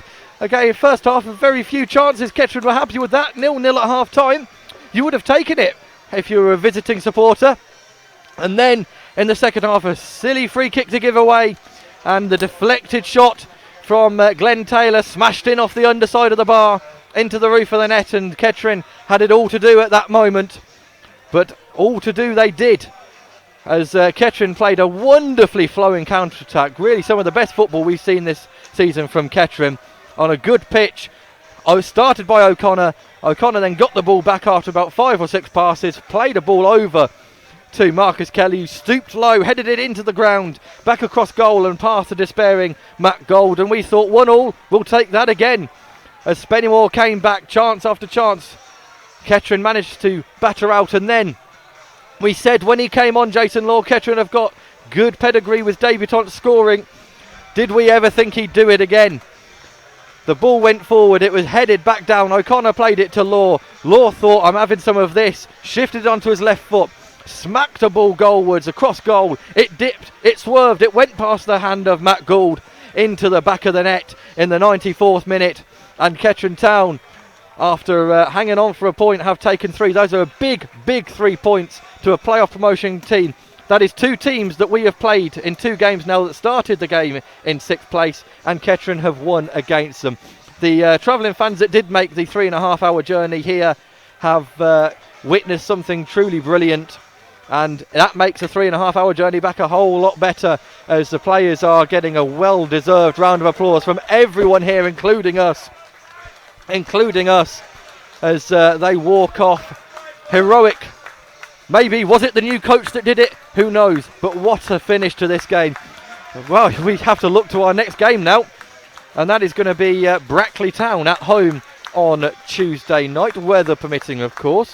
And we do know that it's forecast for rain, but we shall see what happens with that one. If not, a week today, Hereford visit Latimer Park. Kettering on the up. Kettering getting yet another important result in dramatic fashion. We're going to go home now and relax, I think, for a few moments. But thank you to everyone listening, and well done to everyone who was here. It has finished today at Spennymoor Park, Spennymoor Town in the northeast. Sorry, I can't quite get my words out. Spennymoor Town 1, Kettering Town 2. See you later. See you all on Tuesday.